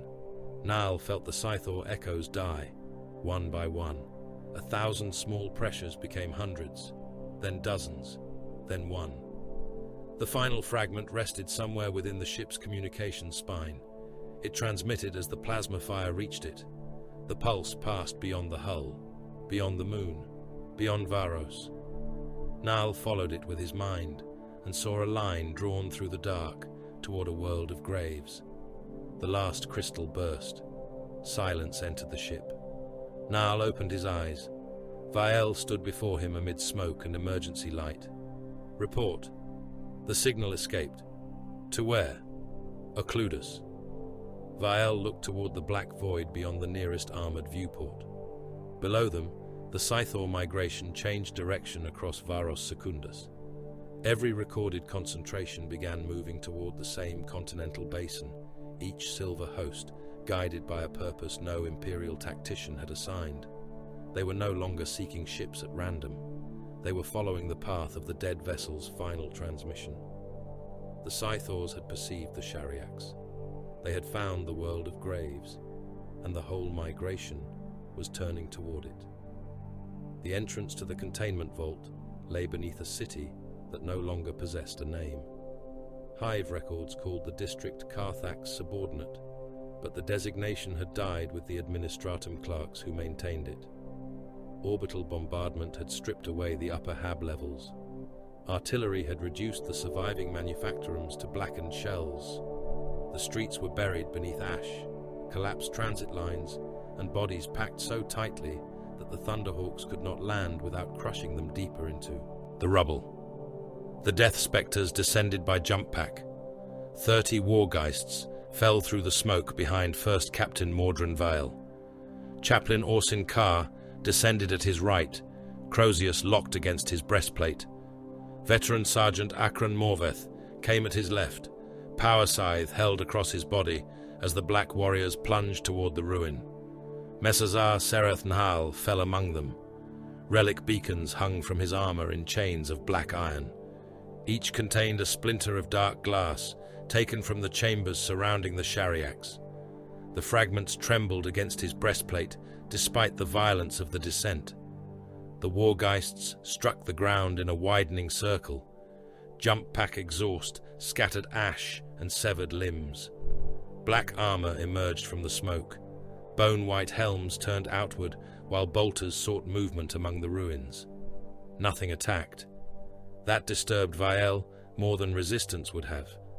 The Scythors had infested every route leading toward the continental basin. Their crystal forms moved through trenches, collapsed hives, and the hollowed interiors of imperial war machines. Yet the district above the ancient vault remained still. They were expected. Beneath a fallen shrine, Scout Sergeant Bale had uncovered an adamantium hatch measuring 20 meters across. Its surface bore no imperial aquila, no Mechanicus sigil, and no designation recognized by the Varosian archives. Only the skull above crossed scythes. The death spectres had placed it there centuries before any living ruler of Varos had drawn breath. Bale waited beside the exposed locking mechanism. "The upper seals remain intact," he said. "The systems beneath them do not." "Life signs?" asked Vael. "Thousands, human configuration." "Survivors?" Bale turned his helm toward the hatch. "Unlikely." Vael looked across the gathered veterans. They carried combi melters, flamers, demolition charges, and long power scythes. Ammunition magazines had been doubled wherever armor fittings permitted. Each warrior bore a relic beacon linked to the one upon Null's chest. No extraction craft waited above. No reserve formation stood ready to descend after them. The vault's machinery could create a temporary prison around the continental basin, but its primary control nexus lay kilometers beneath the surface. Remote commands had failed. Orbital bombardment could destroy the entrance, but not activate the mechanisms below. The Wargeists had been assigned the task because it required execution at the point of the blade. Survival was not part of the order. Chaplain Carr stepped before them. "Open your hands." Every warrior raised his left palm before the abdomen. "Present the throne." Their right fists descended. Ceramite struck ceramite in a single thunderous impact. The Masrahim, skull and throne. Carr held the gesture. "The mortals above us believe death is the termination of duty. They name it defeat. They mourn it as theft. They cling to life because they possess no certainty beyond it." His skull helm passed across the silent ranks. "We possess certainty." The wind carried ash between them. "The Emperor will call his dead to war." Corcidas foresaw the muster. "The Magir endures upon the Shariax so that the vigil may continue until that hour. Every brother struck down in service is not lost." Carr lowered his hands. "He is redeployed beyond our sight." No cheer answered him. The Death Spectres did not roar before battle. They did not strike weapons against shields or invoke glory. They accepted. "When the great resurrection comes," Carr continued, "the sealed tombs of Logopol will open. The dead will rise armed. Armor will remember its bearer. Gene Seed will answer Gene Seed. Every warrior whose service was interrupted will return to the line." Morveth planted the butt of his scythe upon the hatch. "And those who do not return?" "They failed before death reached them." Carr turned toward Bale. "Open the way." Melter charges burned through the final seals. The hatch descended upon ancient pistons, releasing air that had been trapped beneath Varos since before the present hive foundations were laid. It smelled of dry stone, machine oil, and old blood. The Wargeists entered. The first kilometers belonged to the Imperium. Adamantium corridors descended through maintenance vaults lined with dormant servitors and corroded cogitators. Aquilae had been carved into the walls. Liturgical script warned of containment failure, dimensional instability, and unauthorized withdrawal. The warnings bore the seal of a Magir dead for more than 8 centuries. "Varosian authorities never entered this place," Null said. "They were never informed it existed," Vial replied. "They built hives above it. They were encouraged to." The descent continued. They passed chambers containing ancient weapons, sealed Prometheum reserves, and the skeletal remains of Death Spectres in armor patterns no longer issued by the chapter. Some sat against the walls with bolters across their knees. Others lay before sealed blast doors. Carr performed the Masrahim toward each. No time was spent recovering them. The dead had already completed their order. The corridor walls changed below the 9th vault level. Imperial metal ended beneath sheets of crystal. It had grown through plasteel, rockcrete, and bedrock, splitting the corridor into facets of translucent material. Pale light moved within its depths. Human shapes floated behind the surfaces. Some were whole, most were not. A man's torso had been opened and flattened within one wall. His ribcage formed a white lattice around organs threaded with crystal. His eyes remained fixed upon the corridor, while his severed hands twitched several meters away. The next body had been divided along the spine. Both halves pulsed as electrical signals traveled through exposed nerves and into the growth surrounding them. The Scythors had carried them from the surface. "Machine interface," Null said. Morveth examined a preserved skull mounted inside a crystal column. The jaw moved in time with a series of pale flashes. They used the nervous system as circuitry. "They use suffering as continuity," Carr said. Vial raised his combi melter. deny them both. The Wargeists opened fire. Bolter rounds detonated inside the embedded bodies. Skulls burst. Organs became clouds of red matter suspended within shattered crystal. Flamers washed the walls in promethium until nerve tissue blackened, and every twitching limb curled in the fire. The screams began only after the bodies were destroyed. They came from deeper within the vault. Human voices. Thousands of them. The Scythors had preserved the final sounds of their captives and released them through the Crystal City as warning or invitation. The corridor unfolded ahead. Walls separated without seams. Stairs rose from the floor, then turned into vertical shafts. The complex no longer obeyed the geometry recorded in the chapter archives. Niall touched his force stave to the nearest surface. The vault is moving. Direction? Vial asked. Every direction. The first Scythor forms emerged from the walls. Bolters struck them before they had fully unfolded. Mass reactive shells broke limbs and burst translucent torsos. The veterans fired in controlled volleys, denying the enemy time to fragment. 3, Morveth counted. His scythe ignited. The disruption field cast a corpse-pale glow across his armor. He advanced through the bolter fire and struck the nearest crippled form at the knee. The blade passed through both legs. His return stroke split the narrow chest and exposed the revolving silver disc within. 4. The next blow removed the disc. Flamers burned the remains. The formation advanced in measured stages. Bolter squads moved first, crippling every manifestation that entered range. Wargeists followed, severing limbs, necks, and crystalline cores. Meltigans destroyed the silver discs. Flamers consumed the fragments. No remains were left capable of movement. Morveth counted each completed execution. 12.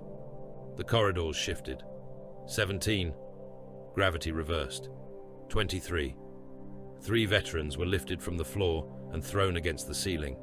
Scythor forms unfolded around them. One warrior fired while suspended upside down, bolt shells blowing the legs from the creature approaching him. Another drove his scythe into the crystal surface and anchored himself against it. Morveth climbed the embedded haft of his own weapon, reached the Scythor above him, and cut its head into 4 equal portions. 24. Gravity returned. Bodies and fragments struck the floor. The Wargeists continued. The first veteran died before the primary transit chamber. Brother Varen was caught by a crystal storm that emerged from beneath the deck.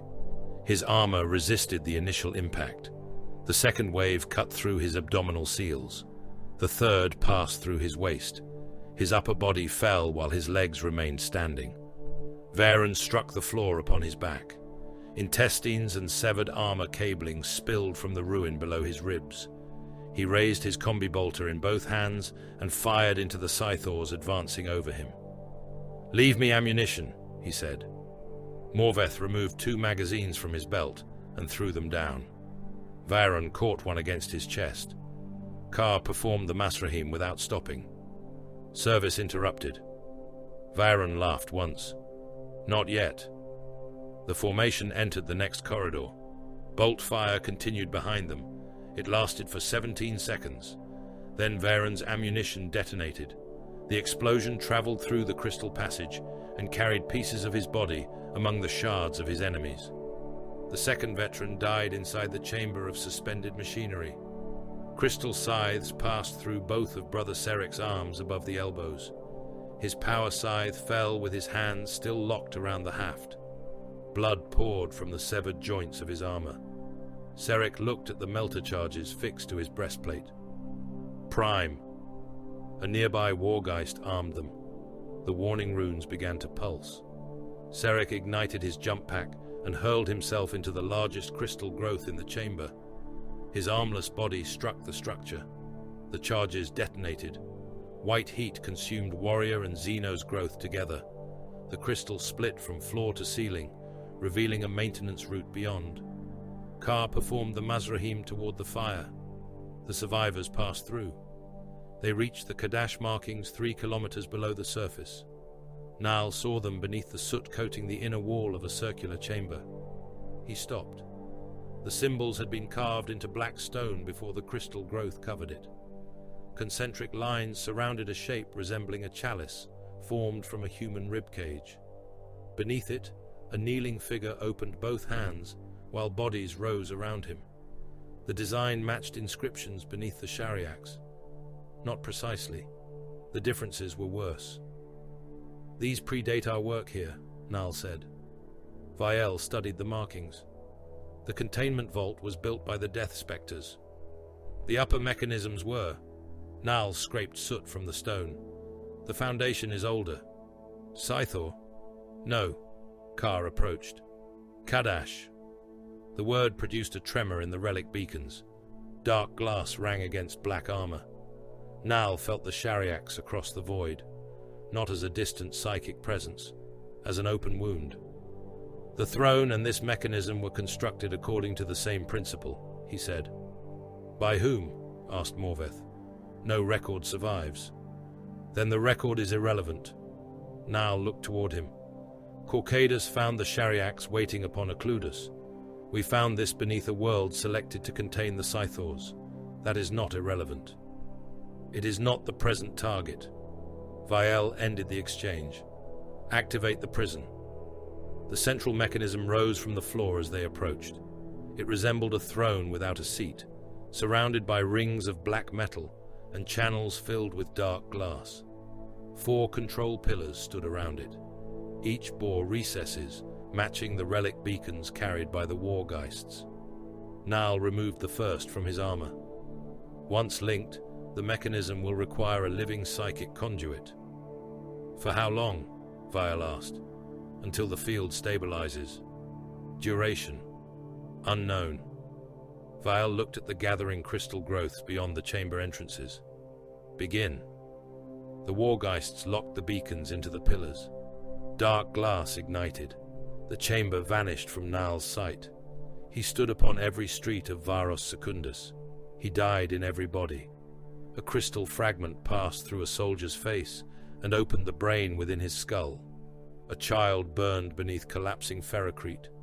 A tank crew boiled inside their armored hull as an orbital lance struck Gethsemane Canyon. Millions suffocated in sealed tunnels. Millions more were crushed beneath Hive Osium's falling towers. Niall experienced each death as one continuous sensation. No pause, no mercy, no separation between one nervous system and the next.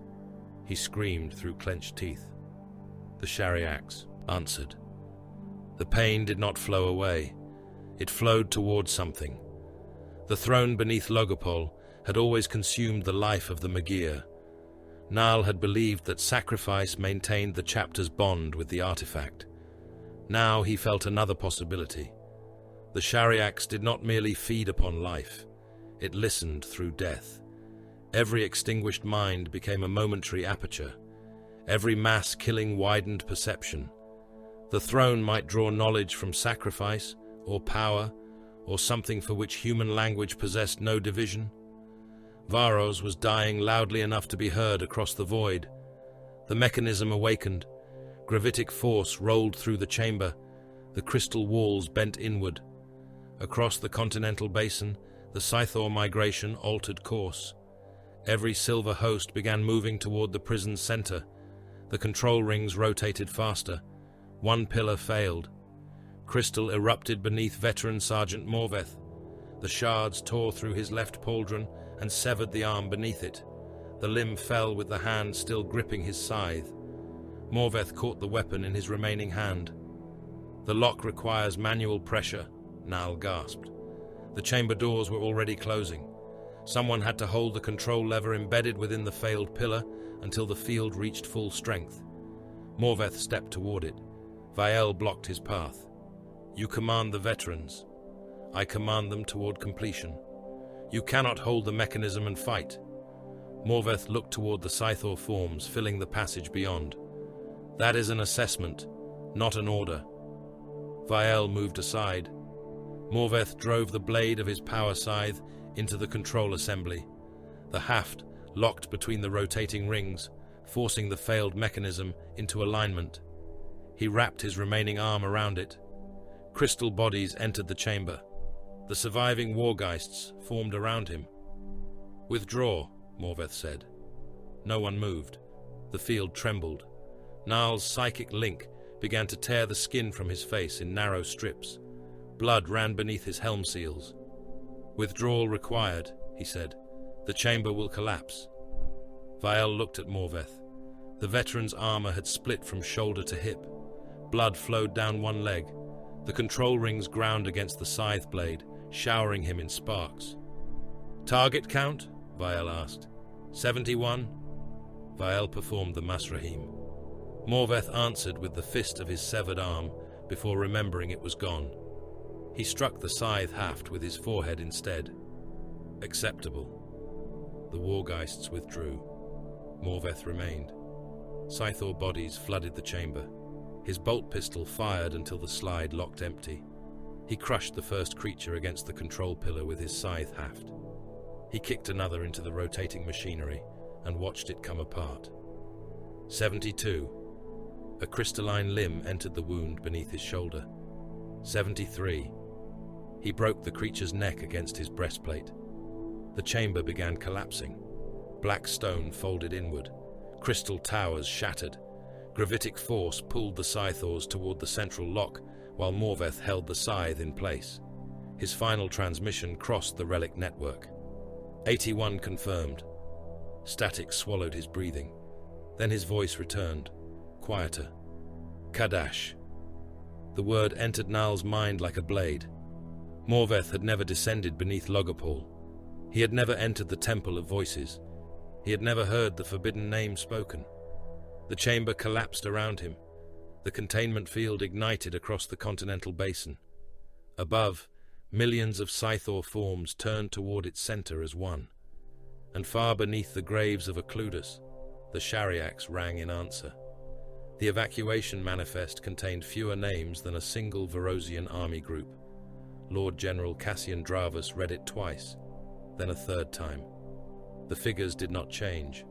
2,876,000 human lives had been granted transport allocation. The number represented less than a fragment of Varos Secundus's surviving population, and almost none of the soldiers still fighting across the continental basin. The manifest divided them by utility. Prime stock occupied the largest sealed allocation. Naval specialists followed. Artificers, engine seers, astropathic personnel, void-rated labor cohorts, and selected logisticians were distributed between vessels, according to the needs of the Death Spectres fleet. Servitors were counted separately from human passengers, though they received greater cargo priority than the wounded. Potential aspirants appeared only as identification codes. No family names, no place of birth, no kinship records. The chapter had already removed those things from them. Dravus stood alone within the lower command vault of St. Gerontius starport. The chamber trembled beneath distant artillery. Dust descended from the ceiling with every impact, settling upon the dead servitors fused into the cogitator banks. The evacuation manifest hovered above the central lectern in lines of pale light. He opened the military allocation. Nothing. He searched again. No regimental headquarters, no veteran cadres, no armored crews, no medici battalions, no infantry formations. More than 30 million soldiers remained under arms across Varos. They fought from trenches flooded with blood, from shattered hives, and from lines of wrecked tanks welded together by fire. They had been told that transports would descend once the Scythor host entered the containment basin. There were no transports for them. Their continued resistance was their allocation. Dravus expanded the final operational directive. The order had been sealed beneath the authority of First Captain Mordrin Vael. All Varosian military formations were to remain in contact with the enemy until the final extraction phase. Withdrawal from the basin was prohibited. Any concentration moving toward the starport without authorization would be classified as compromised and destroyed. Dravus read the last sentence until the letters blurred. The men still fighting believed the starport represented salvation. The Death Spectres had turned it into another weapon. He closed the manifest and opened the strategic map. The containment field had awakened beneath the basin. Gravitic distortions rippled through the planet's crust. The Scythor migration moved toward it in widening streams, drawn by the machinery below and by the millions of human lives concentrated around the defensive lines. Every soldier firing a lasgun became a beacon. Every artillery battery became a bell, calling the enemy closer. Every scream helped hold the Scythors in place. The command vault doors opened. Vael entered without an escort. His armor carried fresh scars from the descent into the buried complex. One lightning claw had been removed for repair. Dark blood had dried within the joints of his left vambrace. Morveth's power scythe was not among the weapons brought back from below. Dravus looked at him. How many? Vael's corpse-pale face remained expressionless. How many what? Wargeists returned? 21. You descended with 30. Correct. Morveth? His service is interrupted. The words struck Dravus with a force he had not expected. He had seen the veteran only twice. A black-armored executioner beneath a white helm, a weapon carrying a scythe. Yet the Death Spectres possessed a phrase for such losses, a ritual, a promise. The millions of Varosian dead received none. Dravus reopened the evacuation manifest. You have room for fewer than 3 million. Yes. There are billions alive. Yes. 30 million soldiers remain in the basin. They are fulfilling their final order. They believe they will be evacuated. Vael looked at the map. That belief increases cohesion. Dravus stepped around the lectern. You lied to them. I permitted you to lie to them. You wrote the orders. You transmitted them. Because you withheld the manifest. Because you would have resisted sooner. The Lord General felt his hand move toward his sidearm. He stopped it before touching the holster. You knew. Vael's red eyes fixed upon him. I calculated. You calculated that I would continue commanding once I understood. I calculated that you would require time to decide whether your honor outweighed your usefulness. Dravus laughed once. There was no humor in it. You speak of usefulness as though men are shells in an ammunition hopper. Shells do not disobey. The Imperium is made of human beings. The Imperium is made of obligations. Vael approached the hololith. The projection cast red light across his white skin. Duty to the throne, duty to the species, duty to the worlds that have not yet seen this enemy. Human beings are the material through which those obligations are fulfilled. Material, flesh, labor, faith, blood, call it what permits you to continue. Dravus stared at him. You remember nothing of being human. I remember enough to know that humanity does not survive through sentiment. The artillery intensified beyond the vault. Somewhere above, macro haulers moved along the loading causeways, carrying selected populations toward waiting shuttles. Dravus pointed at the manifest. These men have served the Emperor their entire lives. They serve him now. They are dying because you denied them escape. They are dying because the Scythors crossed the frontier. You chose Varos. We chose where the enemy would be stopped, at the cost of everyone on it. Vael's expression did not alter. The Emperor possesses subjects beyond counting. He possesses one galaxy. The words entered the chamber without force. They required none. Your dead purchase distance, Vael continued. Distance between the Scythors and worlds that do not know they are threatened. Distance between this migration and the populations it would infest. Distance between the ghoul stars and the heart of the Imperium. You speak as though distance absolves you. I require no absolution. Vael looked toward the image of the basin. Varos does not die because its people are without value. It dies because their value can be converted into time. Dravus felt something within him become still. Not acceptance, the death of uncertainty. He had spent his life obeying the hierarchy of the Imperium. Governors, generals, priests, and distant masters had demanded sacrifice, and he had paid it in the lives of soldiers. He had believed there was always a boundary, some final accounting in which loyalty possessed meaning beyond utility. The Death Spectres had shown him the truth. There was no boundary, only scale. "You will not leave my army here," Dravus said. Vael regarded him.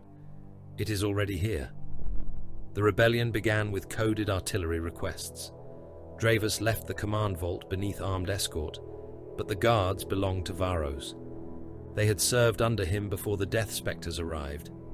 Neither questioned the route he chose through the lower starport. The first officers waited in an abandoned munitions chapel. Colonels, squadron commanders, naval masters, and port officials stood among empty shell racks beneath a cracked statue of the Emperor. Their uniforms were stained with ash and blood. Most carried sidearms. Several had removed their rank insignia. Dravus placed the manifest upon the altar. No one spoke while they read it. Colonel Malkin broke the silence. "The army receives nothing." "Nothing," Dravus confirmed. "What of the wounded transports?" "Reassigned to prime stock." A naval master clenched both fists. "My crews held the orbital yards for 4 days. The chapter lists your surviving ratings as non-essential. Then we seize the ships."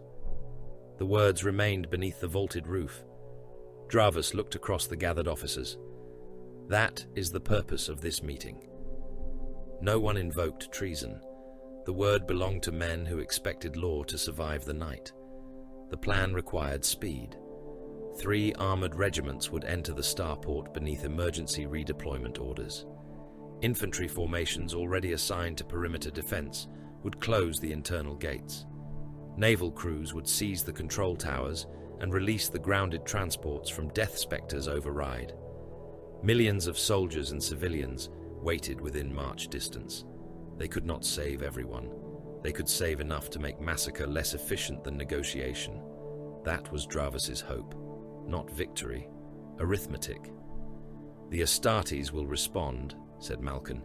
"There are 214 Death Spectres on Varos," Dravus answered. "Many are wounded. Others remain aboard the fleet or inside the basin. 1 is enough to break a regiment. 1 regiment, perhaps."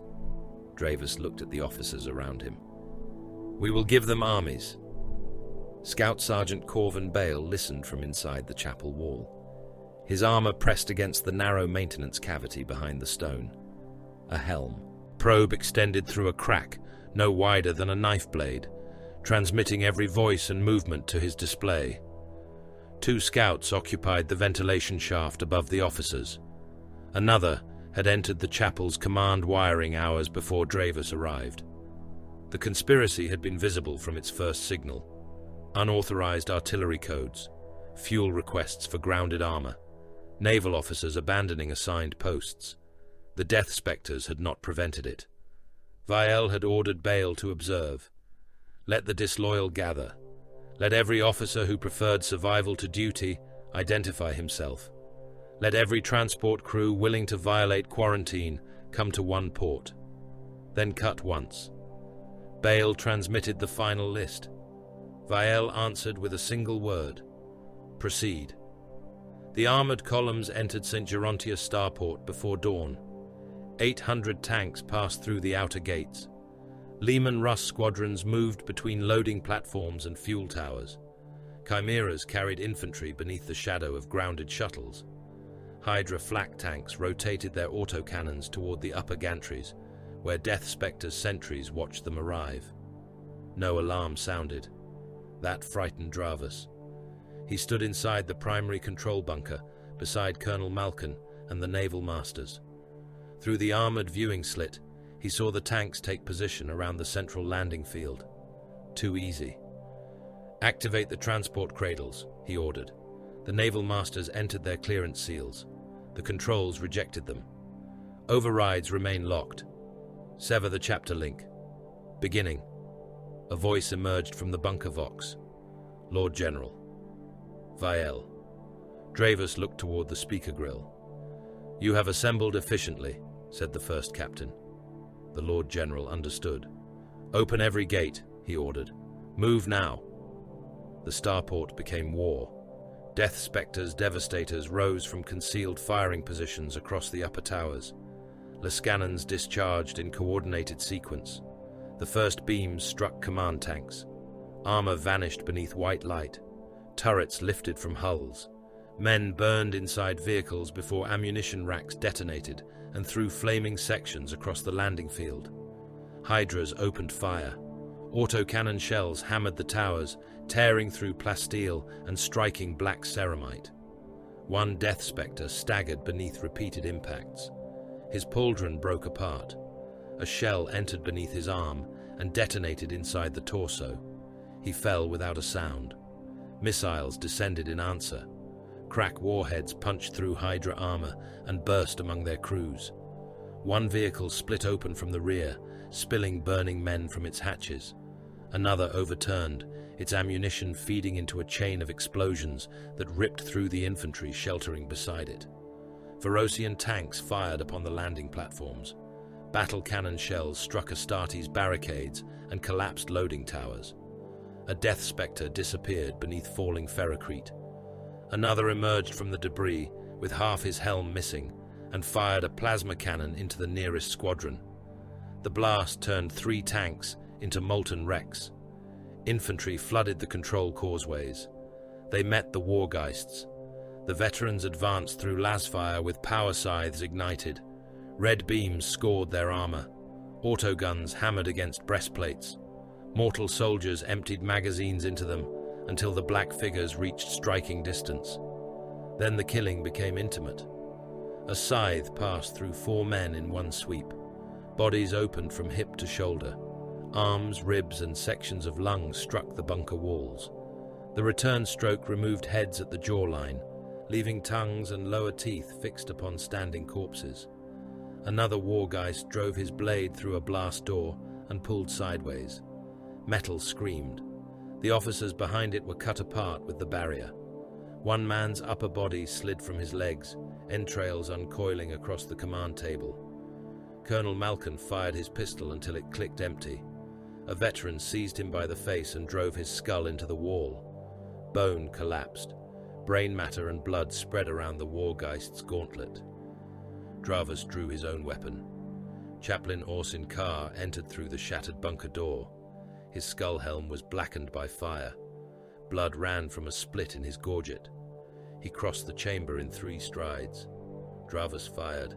The bolt struck Carr's breastplate and detonated against ceramite. The chaplain caught Dravus's pistol hand.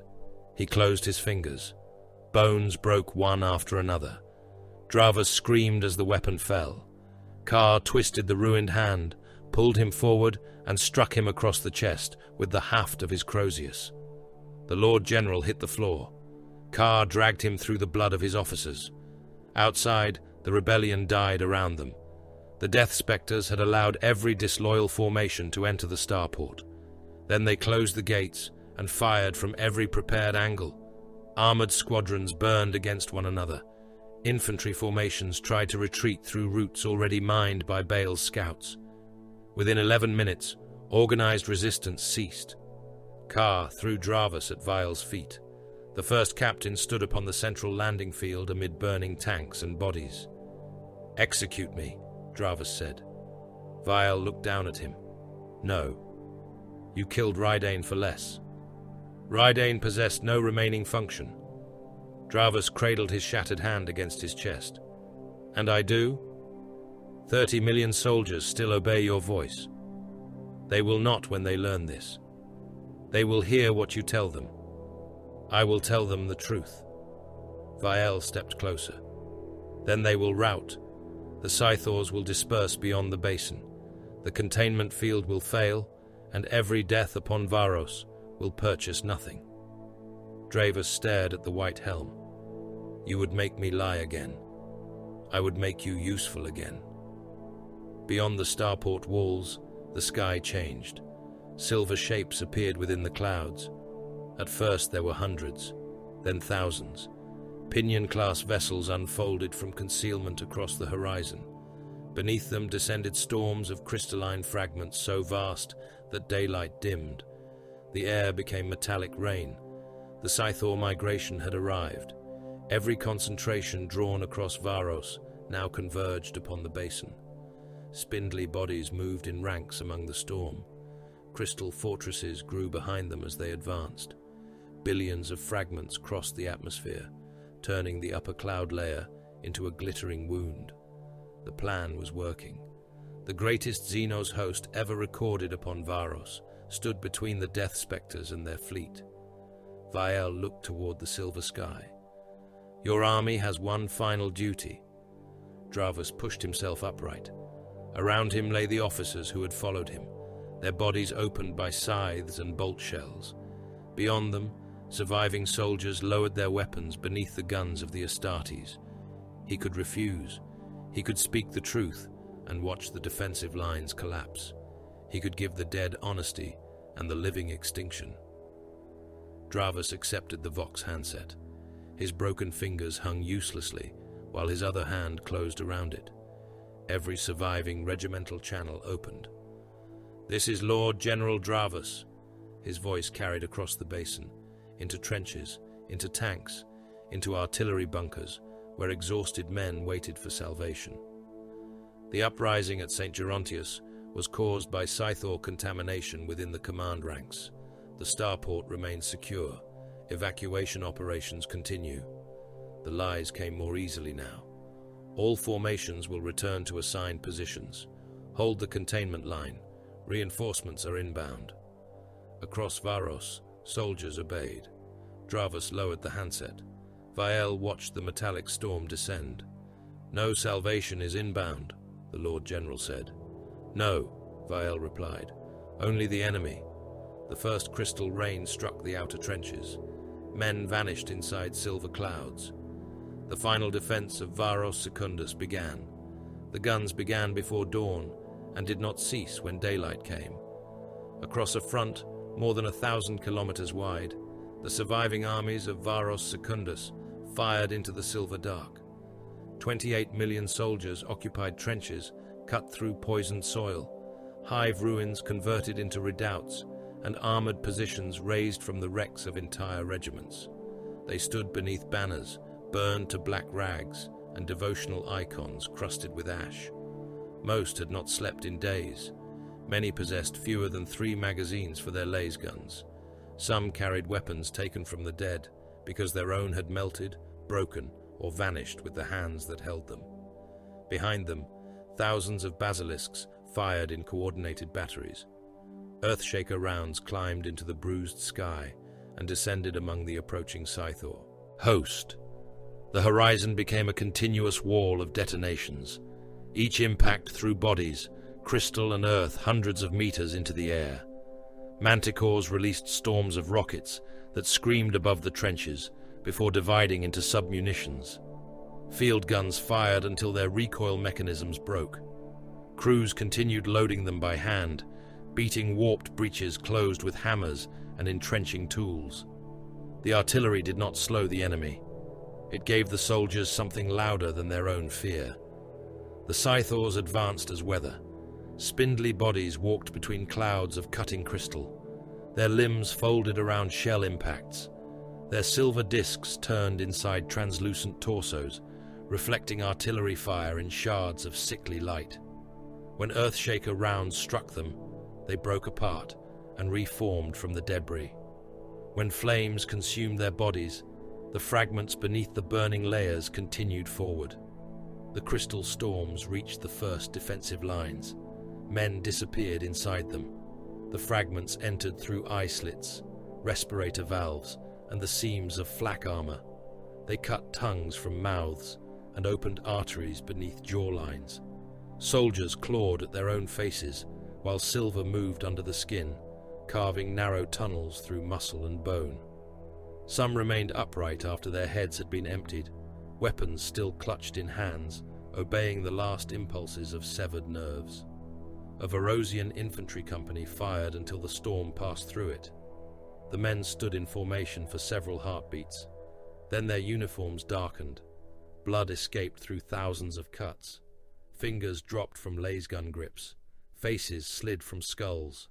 Bellies opened beneath webbing straps and released steaming coils of intestine into the trench. The Scythors reformed behind them. Lehman Russ squadrons advanced to seal the breach.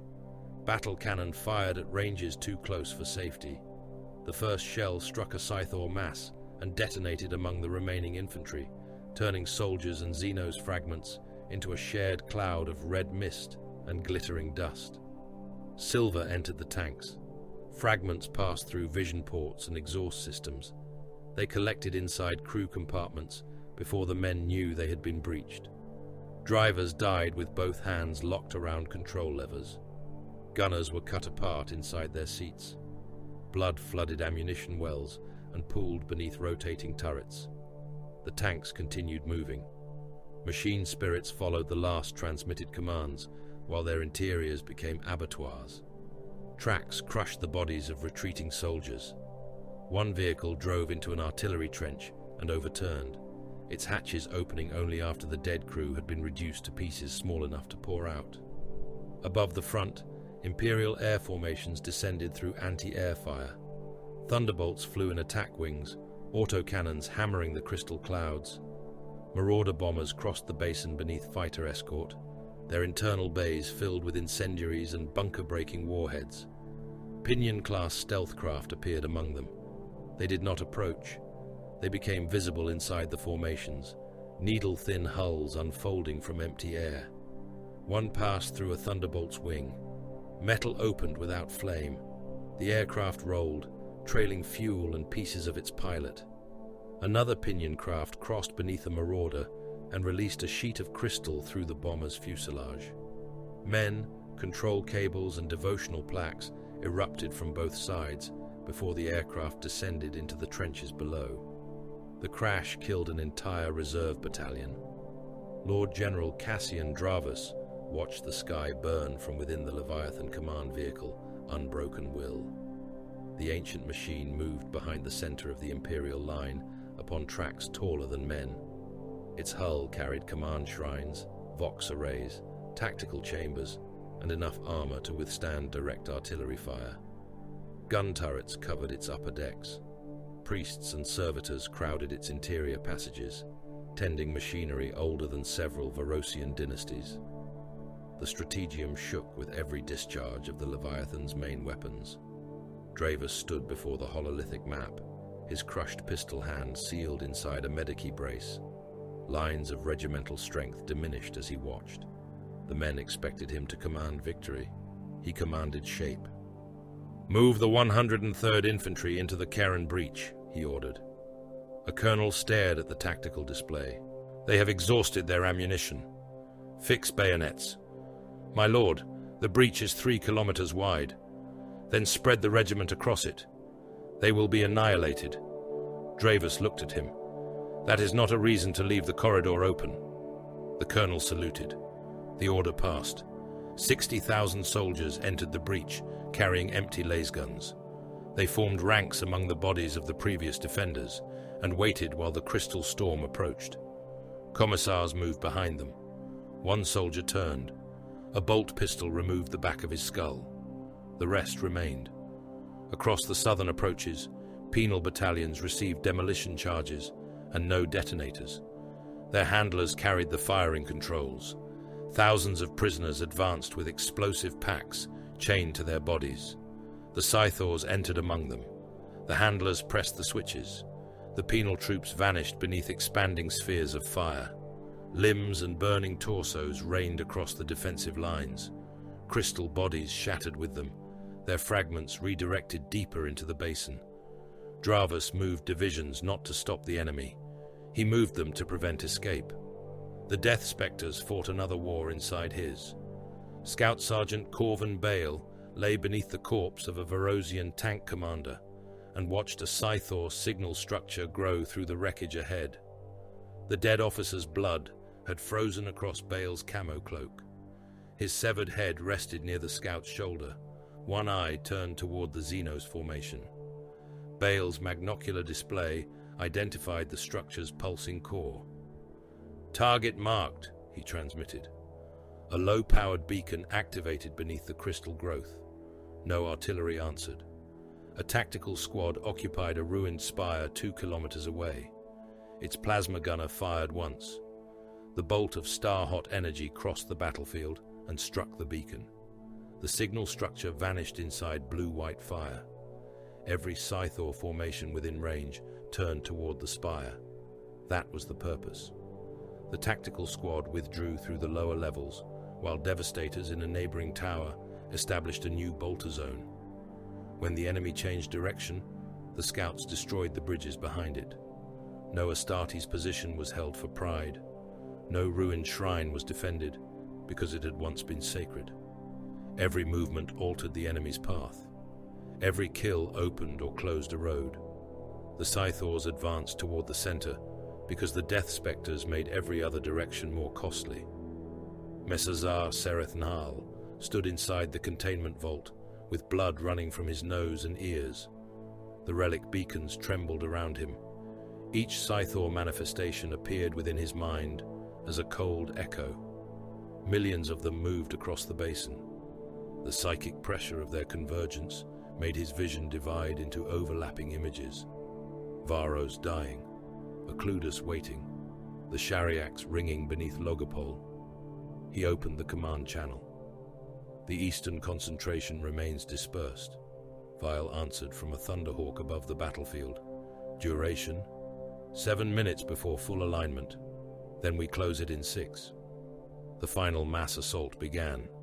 Thunderhawks crossed the front at low altitude, black hulls passing between artillery detonations and falling aircraft.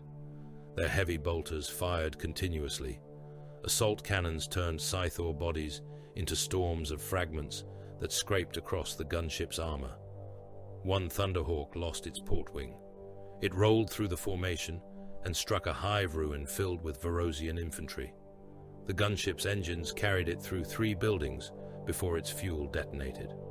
Thousands disappeared inside the fire. The remaining craft continued. Vael stood upon an open assault ramp. The crystalline command structure rose ahead of him, a tower of clear plains growing from the center of the basin. It pulsed in time with every Scythor formation around it. Silver discs revolved within its walls, like the organs of an immense transparent beast. Wargeists, Vael voxed. The first company veterans stepped toward the void.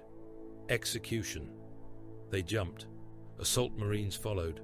Black-armored warriors fell through anti-air fire. Crystal beams crossed the air around them. One battle brother lost both legs before his jump pack ignited. He spun downward, trailing blood and fuel, firing his bolt pistol until the tower swallowed him. The others activated their packs. Fire erupted beneath them. They struck the upper levels of the structure with the force of artillery shells. Power fists shattered crystal walls. Chainswords bit into spindly defenders emerging from the floors. Plasma pistols fired at arm's length, vaporizing silver discs and burning holes through multiple bodies. The Wargeists advanced behind them. Power scythes rose and fell. A veteran removed 4 limbs from a Scythor form, reversed the haft, and drove the blade through its chest.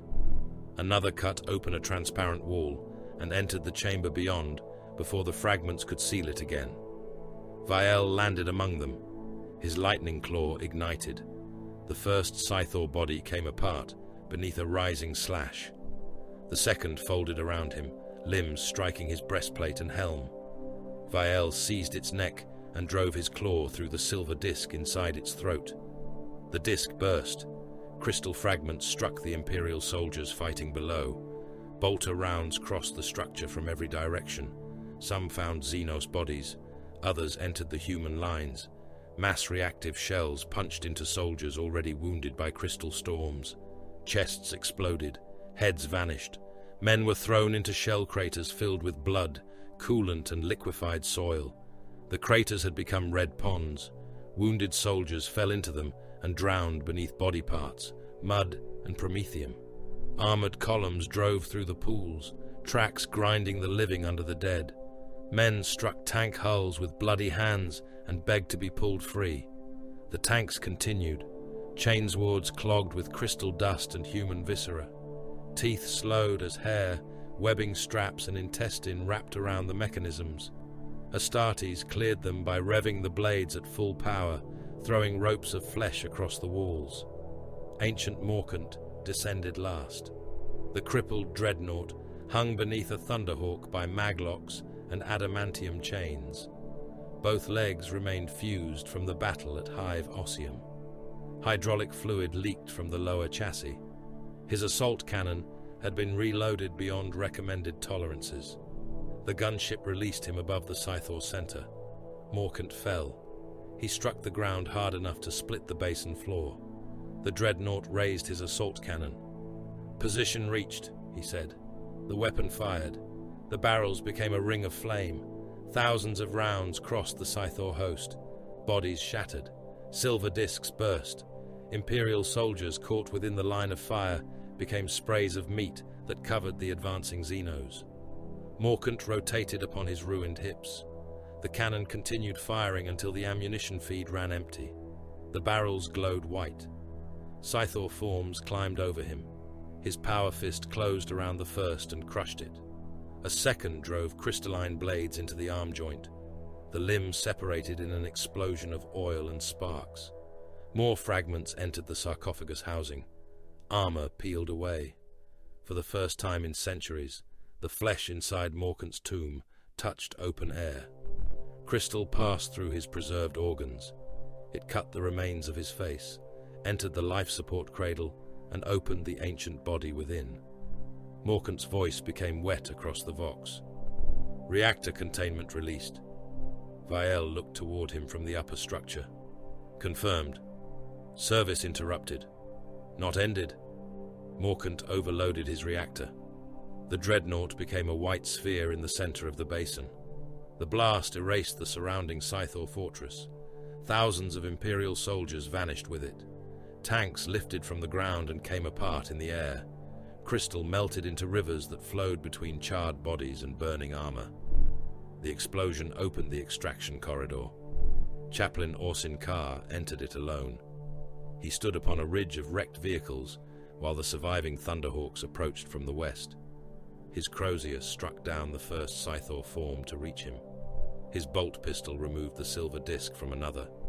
Crystal rain crossed the ridge. Fragments cut through his armor seals. One side of his skull helm vanished. The flesh beneath went with it. His pale cheek, ear and jaw were stripped away, exposing blood-covered teeth and bone. Carr continued firing. A second storm opened his abdomen. Intestines spilled through the breach in his armor and hung across his thigh. He caught them in one gauntlet, forced them back into the wound, and sealed the opening with a strip of devotional chain torn from his breastplate. "Corridor remains open," he reported. The Scythors surrounded him. His pistol ran empty.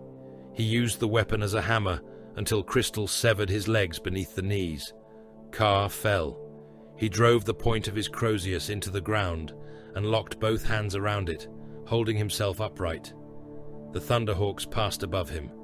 His remaining ammunition magazines lay fixed to his armor. He armed them all. "Skull," he said. The Death Spectres aboard the gunships answered. "Thrown." Carr detonated. The ridge disappeared beneath fire and shattered crystal. Vael felt the chaplain's death through the command network and did not turn. The glass butcher had returned. Its latest body rose from the heart of the command structure, larger than the form destroyed at Hive Ossium. Multiple silver discs revolved inside its chest. Crystal limbs unfolded around it in a crown of blades. It struck the Wargeists. The first veteran was divided from shoulder to hip. The second lost his head and both arms in one movement. The third was seized around the waist and pulled apart. His pelvis remained in the creature's grip, while his torso struck the floor, organs spreading beneath him. Vael fired his jump pack. He reached the glass butcher before it discarded the remains. His lightning claw severed one limb. The creature reformed another. Vael cut again. The Wargeists fired into its lower body, immobilizing it beneath bolter detonations and melter blasts. Vael climbed the collapsing torso, claws biting into crystal with every step. The butcher closed around him. Blades scraped his helm. One entered beneath his right pauldron and opened the flesh to the bone. Vael ignored it. He drove both feet against the creature's chest and tore outward with his remaining claw. The crystal armor opened. The central silver disc turned toward him. Its surface reflected Logopol beneath falling snow. Vael punched through it. The disc exploded. The glass butcher burst into a storm of fragments. Wargeists fired flamers into the cloud. Most of it became molten rain. Several silver splinters escaped. They fell toward the center of the basin. Nal felt them enter the containment field. Then, every relic beacon ignited. The prison reached full strength. Across the 1,000-kilometer front, the Scythor echoes changed. Nearly every detected fragment, vessel, and crystalline body now existed within the kill zone. Nal opened the command channel. Concentration confirmed.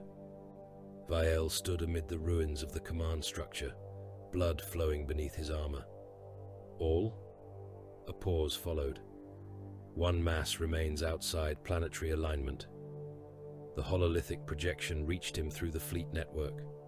The damaged sepulchral oath drifted beyond the outer moon. Crystal covered sections of its hull. Thousands of Scythor fragments had attached themselves to the strike cruiser during the purge.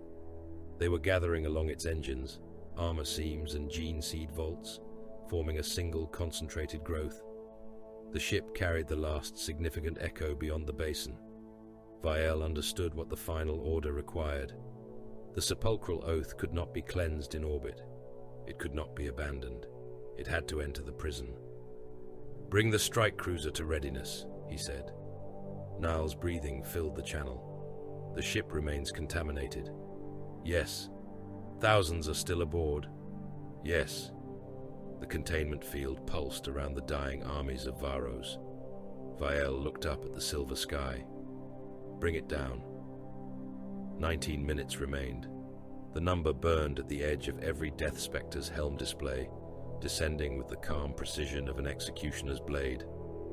The containment field could hold the Scythor migration for no longer. Its gravitic anchors were failing beneath the weight of billions of converging fragments. Dimensional stresses crawled across the continental basin, folding distance, twisting stone, and pulling wreckage toward the center of the prison. When the field collapsed, the Scythors would disperse. Some would escape into the upper atmosphere. Some would reach orbit. Some would enter the void and follow the final signal toward Occludus. First Captain Mordran Vael stood within the shattered upper chamber of the crystalline command structure and watched the countdown begin. His armor had been opened at the right shoulder. Blood flowed beneath the black ceramite and steamed where it crossed the hot surfaces around him. His lightning claw remained active, though two talons flickered with unstable power. Below, the final armies of Varos Secundus fought beneath a sky filled with silver. 28 million soldiers had entered the battle. Fewer than 19 million still returned identifiable signals. Vael opened the fleet channel. "Final extraction begins now." The words passed from the basin to the warships above. Thunderhawks altered course. Gunships abandoned fire support patterns and turned toward designated retrieval zones. Transport shuttles descended through the burning atmosphere beneath escort from storm talons and surviving planetary fighters. Cargo manifests sealed. Landing windows opened and closed according to priority calculations, prepared before the battle began. Gene seed came first. Apothecarian reliquaries were carried across the starport under armed guard. Each casket contained the preserved legacy of a fallen battle brother, whether recovered upon Varos or salvaged from the contaminated vaults of the sepulchral oath. Servitors bore them upright beneath black shrouds, while wounded mortals were forced from the loading ramps to clear their path. Chapter relics followed: power scythes, repaired helms, gene blades, reliquaries of Corcidus, armor sections removed from the dead. The cracked Crozius head of Orsin Kar was placed aboard before any wounded soldier received transport. Viable Astartes came next. Those capable of continued combat boarded last among their kind. Those requiring immediate reconstruction were locked into restraint cradles and loaded by servitors. Warriors missing limbs remained silent, while medici clamps sealed their armor and combat stimulants held their hearts above failure. Prime stock filled the remaining secured compartments. The selected populations entered transport bays through armored corridors. Chemical brands marked their throats and forearms. Chapter serfs separated cohorts according to genetic, technical, and recruitment classifications. No family groups remained. No civilian authority supervised the process. The preserved walked past the condemned. Wounded Varosian soldiers crowded the landing fields outside the loading barriers. Thousands raised bloodied hands toward the descending craft. Some had crawled for kilometers through shell craters and burning trenches. Others arrived upon improvised litters made from lasgun stocks and torn banners. They believed the shuttles had come for them. Death Spectres serfs removed them from the ramps. A soldier without legs clung to the landing strut of a Thunderhawk, while servitors carried a sealed gene seed reliquary past him. He screamed that he had served in the defense of Hive Ossium. A serf struck him across the head with an autogun stock. The soldier fell beneath the exhaust wash. The Thunderhawk lifted. Its engines reduced him to burning fragments against the ferrocrete. At another bay, a medici officer refused to surrender space reserved for 300 wounded men. He stood before the loading ramp with a chain blade in one hand and an Imperial Aquila in the other. This vessel belongs to the planetary army. Apothecary Vane approached. The vessel belongs to its function. These men can still be saved. They possess no remaining strategic value. They served the throne. They have completed that service. The officer raised the chain blade. Vane fired once. The bolt round entered beneath the man's chin and detonated inside his skull. The upper half of his head opened across the wounded behind him. Bone fragments struck bandages and exposed flesh. Chapter serfs dragged the officer's body aside. Prime stock entered the shuttle. 18 minutes remained. Lord General Cassian Dravus stood upon the command deck of the Leviathan Unbroken Will. The ancient vehicle advanced through the final defensive line, while its guns fired into the Silver Storm. One sponson battery had been destroyed. Crystal growths covered half the hull. Servitors burned them away with promethium hoses, while wounded crewmen continued loading shells beneath showers of molten metal. Dravus watched the tactical display collapse. Regiments disappeared. Armored brigades became static. Artillery batteries fell silent one after another as Scythor fragments entered their emplacements and opened the crews inside their gun pits. The Lord General held the primary Vox handset in his uninjured hand. Every surviving formation waited for his words. He knew the truth. The white beams descending from orbit were not guidance markers for rescue craft. They were targeting lances.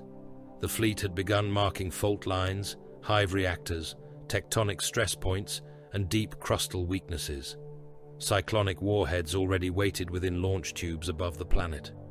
No reinforcement force approached. No reserve army waited beyond the clouds. No general evacuation had ever existed. Dravus activated the transmission. "This is the Lord General." His voice traveled across the basin. Men heard him within trenches filled with dismembered bodies.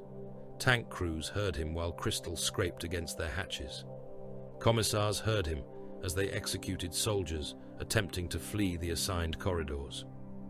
"The enemy concentration is complete. Hold all positions." Static swallowed part of the response. A regimental commander answered, "My lord, our line has collapsed, requesting withdrawal toward the starport." "Denied. We have no ammunition. Use bayonets. The men will not hold." Dravus looked through the command slit. Silver rain crossed the battlefield. It passed through infantry formations and left them standing as wet skeletons beneath torn uniforms. "They will hold," he said, "because evacuation craft are approaching." The lie passed through the vox. Men repeated it to one another. They looked upward. They saw the white targeting beams and believed them to be the Emperor's light guiding salvation down through the smoke. Regiments reformed. Tank crews turned damaged vehicles back toward the enemy. Wounded soldiers dragged themselves into firing positions. The lie purchased another minute. 17 remained. Beyond the outer moon, the sepulchral oath awakened for the final time. Its engines came alive in uneven bursts. Crystal growths covered the aft quarter of the strike cruiser, spreading across armor seams and engine housings. Pale structures protruded from the hull like bones growing through diseased flesh. Thousands remained aboard. Chapter serfs maintained the reactors. Ratings worked within weapon decks, flooded with coolant and blood. Wounded death spectres lay inside the ruined apothecarian. Corrupted gene seeds still burned within sealed vaults. The largest surviving Scythor fragment mass clung to the vessel and pulsed toward the containment field below. The shipmaster stood upon the command throne. Half his face had been replaced by augmetics. Crystal had entered his left arm and opened the flesh from wrist to shoulder. A servitor amputated the limb while he continued issuing commands. Collision vector confirmed. The helm crew entered final adjustments. Target center aligned. The shipmaster looked upon Varos through the bridge oculus. The planet filled the view. Lock helm. The controls sealed. Engines to terminal output. The sepulchral oath accelerated toward the world it had helped condemn. Vael received confirmation within the basin. Course irreversible, reported the shipmaster. Abandoned vessel. The command had been withheld until no crew could alter the strike cruiser's descent. Escape pods launched from the upper decks. Some cleared the ship. Others remained sealed, while crystal growths consumed their release mechanisms. Serfs hammered against the inner hatches as the pods failed to fire. Wounded men screamed from restraint cradles, while the hull around them began heating beneath atmospheric friction. The first pods reached the Death Spectres' fleet. Augurs examined each one. 3 showed uncertain contamination traces. The Vox Silenti destroyed them. Its lance touched the first pod and reduced it to vapor. Defense turrets opened fire upon the others, tearing their hulls apart and scattering frozen bodies across the void. One pod transmitted the Masrahim response through its Vox before destruction. Skull, the fleet answered. Throne. The pod vanished beneath weapons fire. The sepulchral oath entered the atmosphere. Its outer armor burned. Crystal growths ignited across the hull, shining like pale flame. Fragments broke away and fell behind the descending cruiser in silver trails. Most were caught by the containment field and dragged toward the basin. The strike cruiser became a black spear aimed at the heart of Varos. 15 minutes remained. Messazar Serethnal stood within the ancient control chamber beneath the continental basin. The machinery around him screamed. Dark glass blazed within the relic beacons. The containment rings rotated so quickly that their edges became circles of shadow. Blood covered Nal's armor and the floor beneath him. It ran from his eyes, nose, mouth, and the ruptured seals around his psychic hood. Every death upon Varos passed through him. Millions of minds opened and closed. A soldier watched his arms become ribbons beneath crystal rain. A tank driver burned inside his seat, while melted armor fused to his legs. A boy selected as prime stock screamed when his transport lifted without his father. A commissar fired his last bolt into his own mouth before the Scythors reached him. Nal felt all of them. The Shariaks listened through him. Vael entered the chamber with the surviving wargeists. The first captain removed his helm. The air smelled of burned nerves and hot blood. "Withdrawal corridor open," he said. Nal did not turn. "The alignment requires a living conduit. A replacement can be installed." "No. Another librarian. No other has heard the throne at this depth. You are Messazar."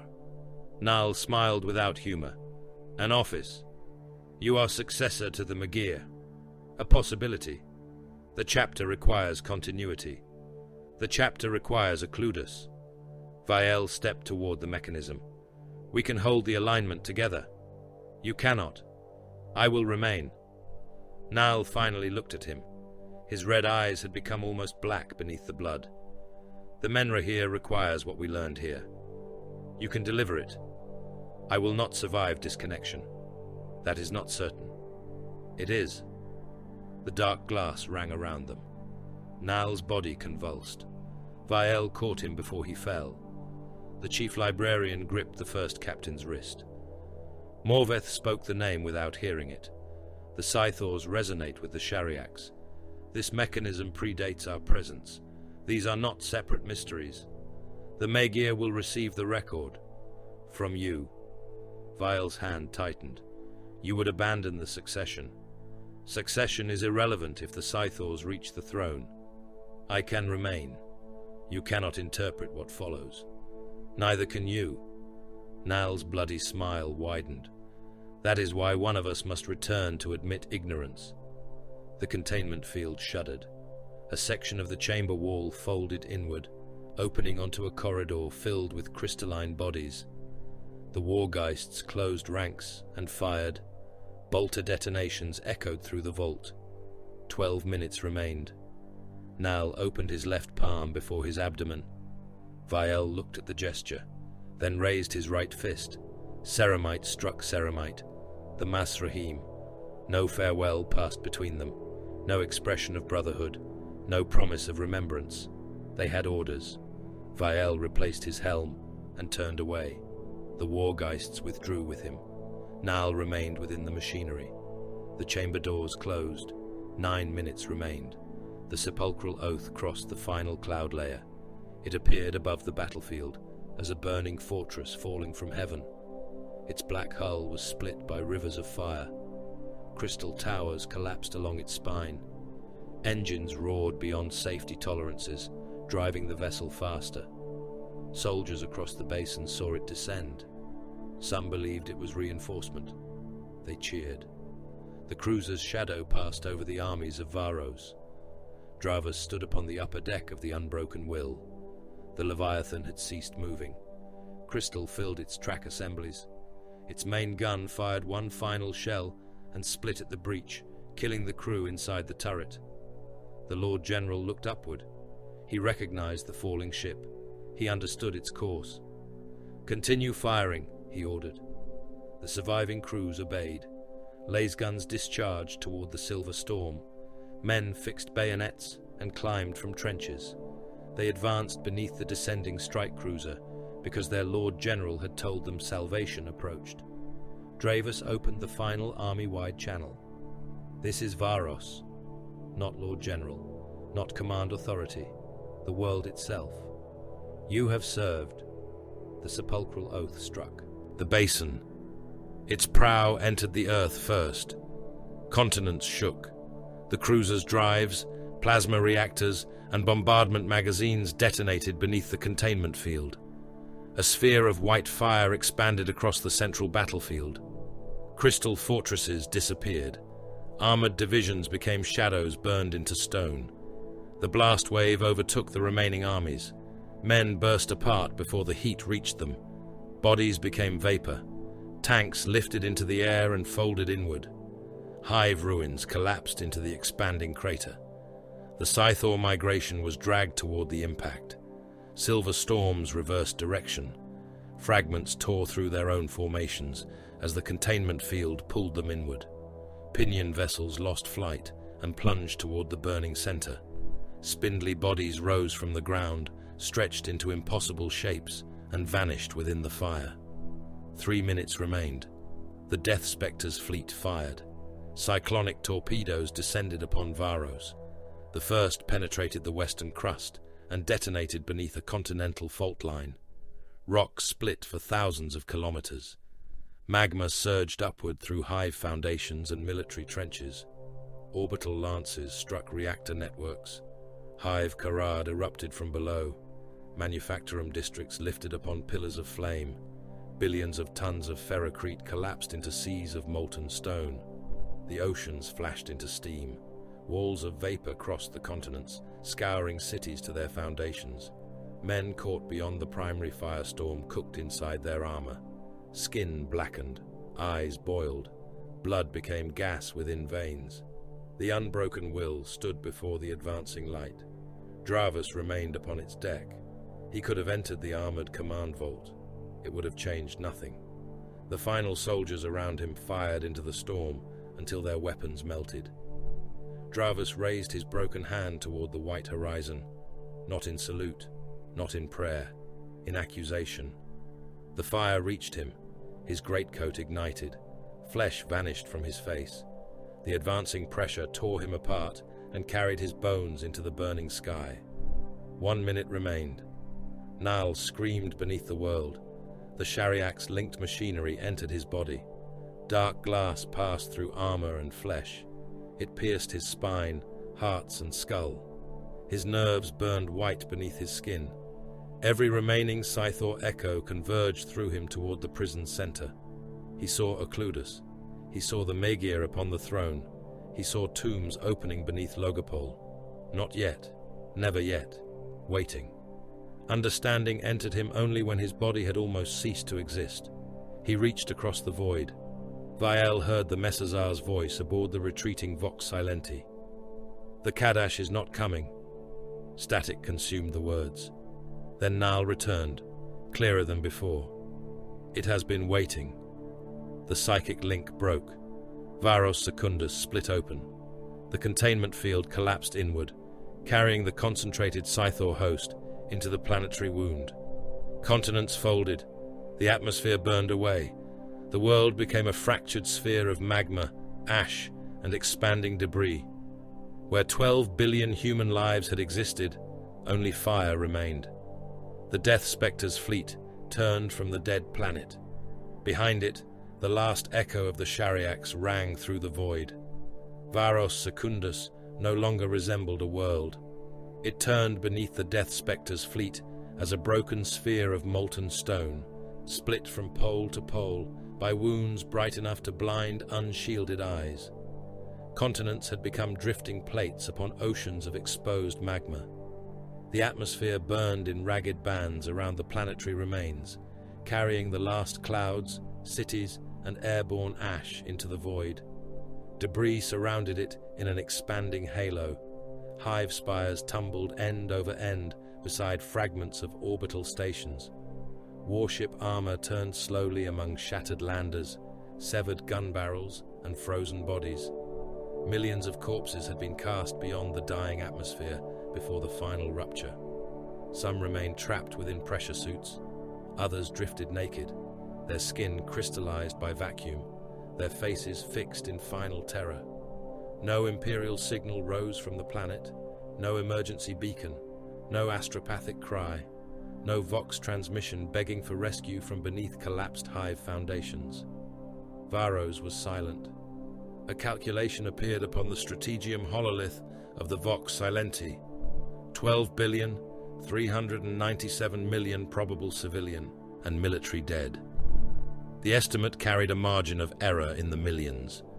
The bridge crew recorded the figure beneath the designation of successful containment expenditure. Then the data passed into the fleet archive and ceased to matter. The Death Spectres counted their own dead differently. The names began before the fleet left the system.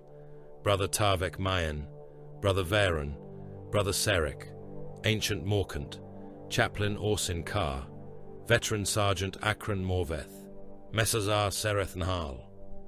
119 Death Spectres had been killed, lost aboard destroyed craft, consumed by planetary fire, or left irrecoverable within the collapsing containment vaults. Some had returned as bodies. Others existed only as recovered armor fragments, weapon records, and the final confirmations transmitted through the chapter command network. Each name received an entry. The gene seed status of every fallen warrior was recorded. Recovered, compromised, destroyed, unconfirmed. The circumstances of death followed. Final target counts, tactical result, failure where failure existed, completion where duty endured. No Death Spectre was reduced to a number. The Verosian regiments received numbers alone. First Captain Mordran Vael lay upon an iron surgical table, while the accounting continued. The medici chamber of the Vox Silenti had been built for void crew and boarding casualties, not for the reconstruction of an Astartes officer. Apothecary Vane had removed 2 walls to create sufficient operating space. Servo arms descended from the ceiling. Blood pumps throbbed beside brass reliquaries of blessed instruments. Vael's armor lay in pieces upon the deck. Beneath it, his body was almost as pale as the surgical cloth. The glass butcher had opened his right shoulder to the bone. Crystal fragments remained embedded between his ribs and within the secondary heart. His left hand had lost 3 fingers. Several ribs had splintered inward and punctured 1 lung. Vane cut without anesthetic. The first captain had refused it. Pain sharpened attention. A circular saw opened the damaged section of his chest. Bone spread beneath retractors. Blood filled the cavity faster than the pumps could remove it. Vane reached between the ribs with a magnetized extraction instrument and withdrew a crystal splinter no longer than a needle. The fragment trembled within the tool's grip. Vane dropped it into a crucible.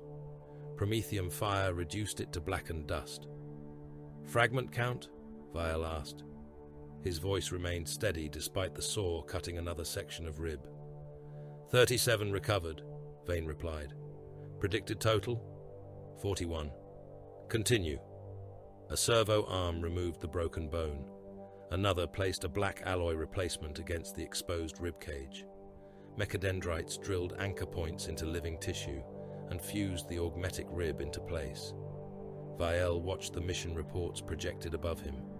The hololith displayed the final auger sweeps of the Varos system.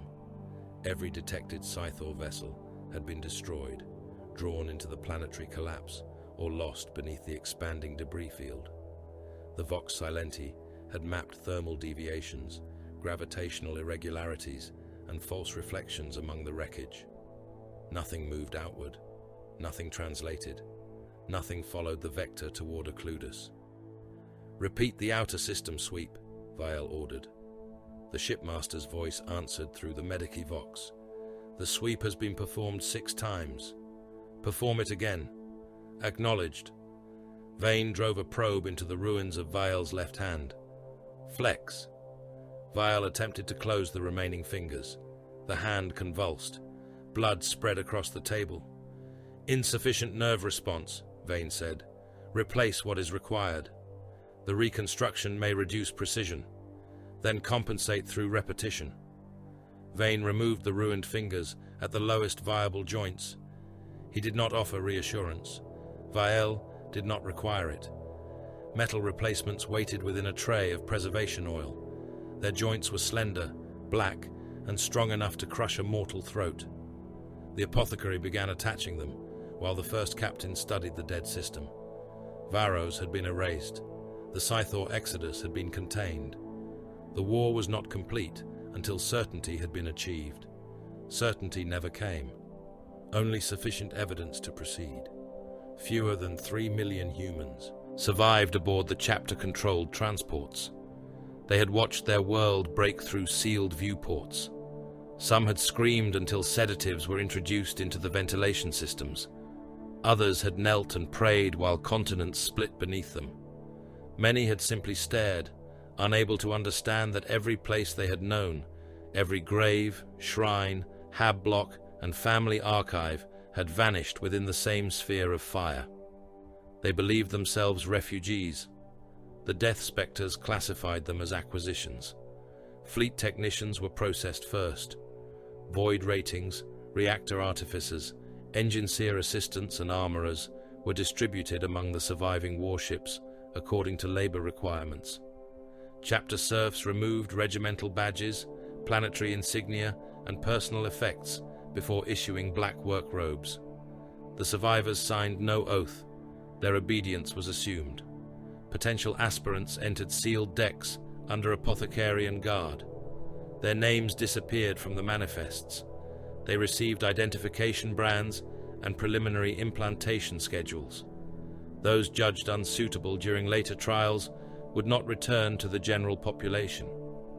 Prime stock travelled within armoured holds. The cohorts were kept separate, monitored for disease, mutation, and disobedience. Their destination codes referred to Occludus and several systems known only to the Death Spectres. Transport officers were instructed that no member of the population possessed civilian status while under chapter authority. Their world had died. With it died every law that had once claimed them. A serf overseer walked between the restraint rows of one transport. A man rose as far as the chains around his wrists allowed. "Where are we being taken?" The overseer continued. The man called after him. "We survived. By the throne, we survived." The serf stopped. His mask resembled a smooth white skull. "You were preserved."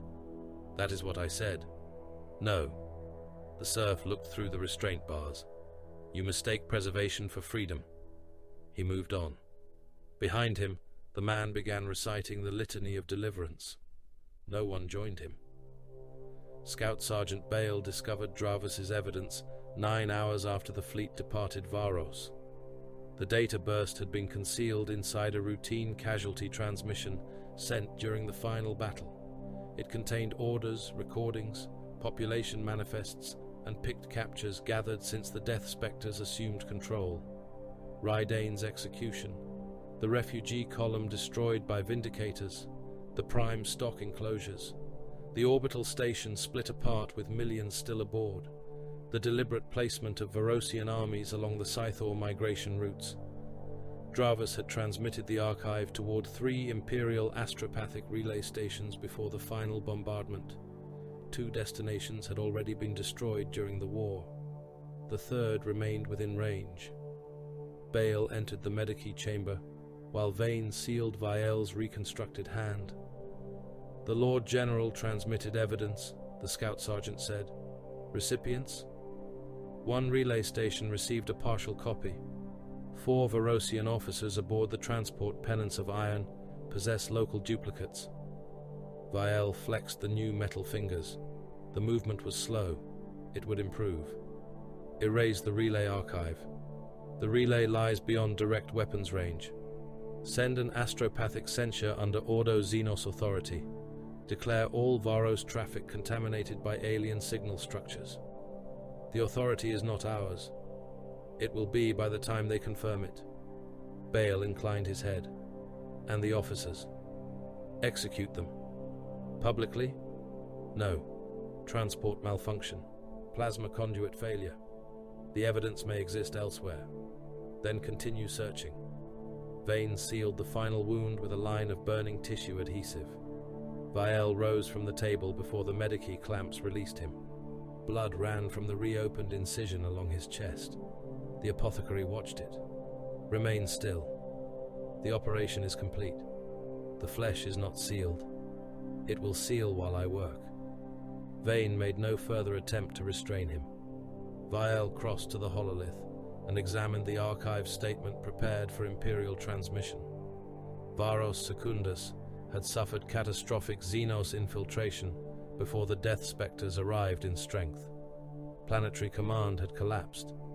The chapter had recovered essential personnel, prevented wider contamination, and enacted terminal sanction after all viable defense had failed.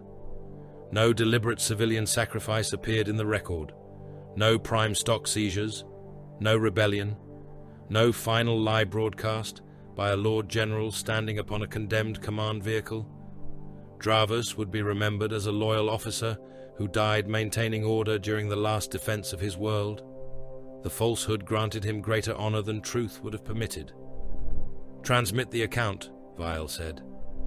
The fleet left the Ghoul stars behind. Warp translation swallowed the ships beneath veils of impossible color. Geller fields groaned around their hulls, while demons scratched against reality and whispered through the dreams of the mortal survivors.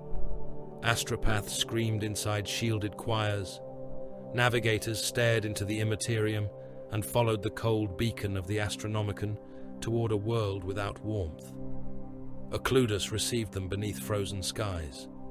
Funeral bells sounded within Logopole. Their toll passed through the fortress walls and across the cemetery plains, disturbing snow from tombs older than mankind's empire. Black landing craft descended between towers.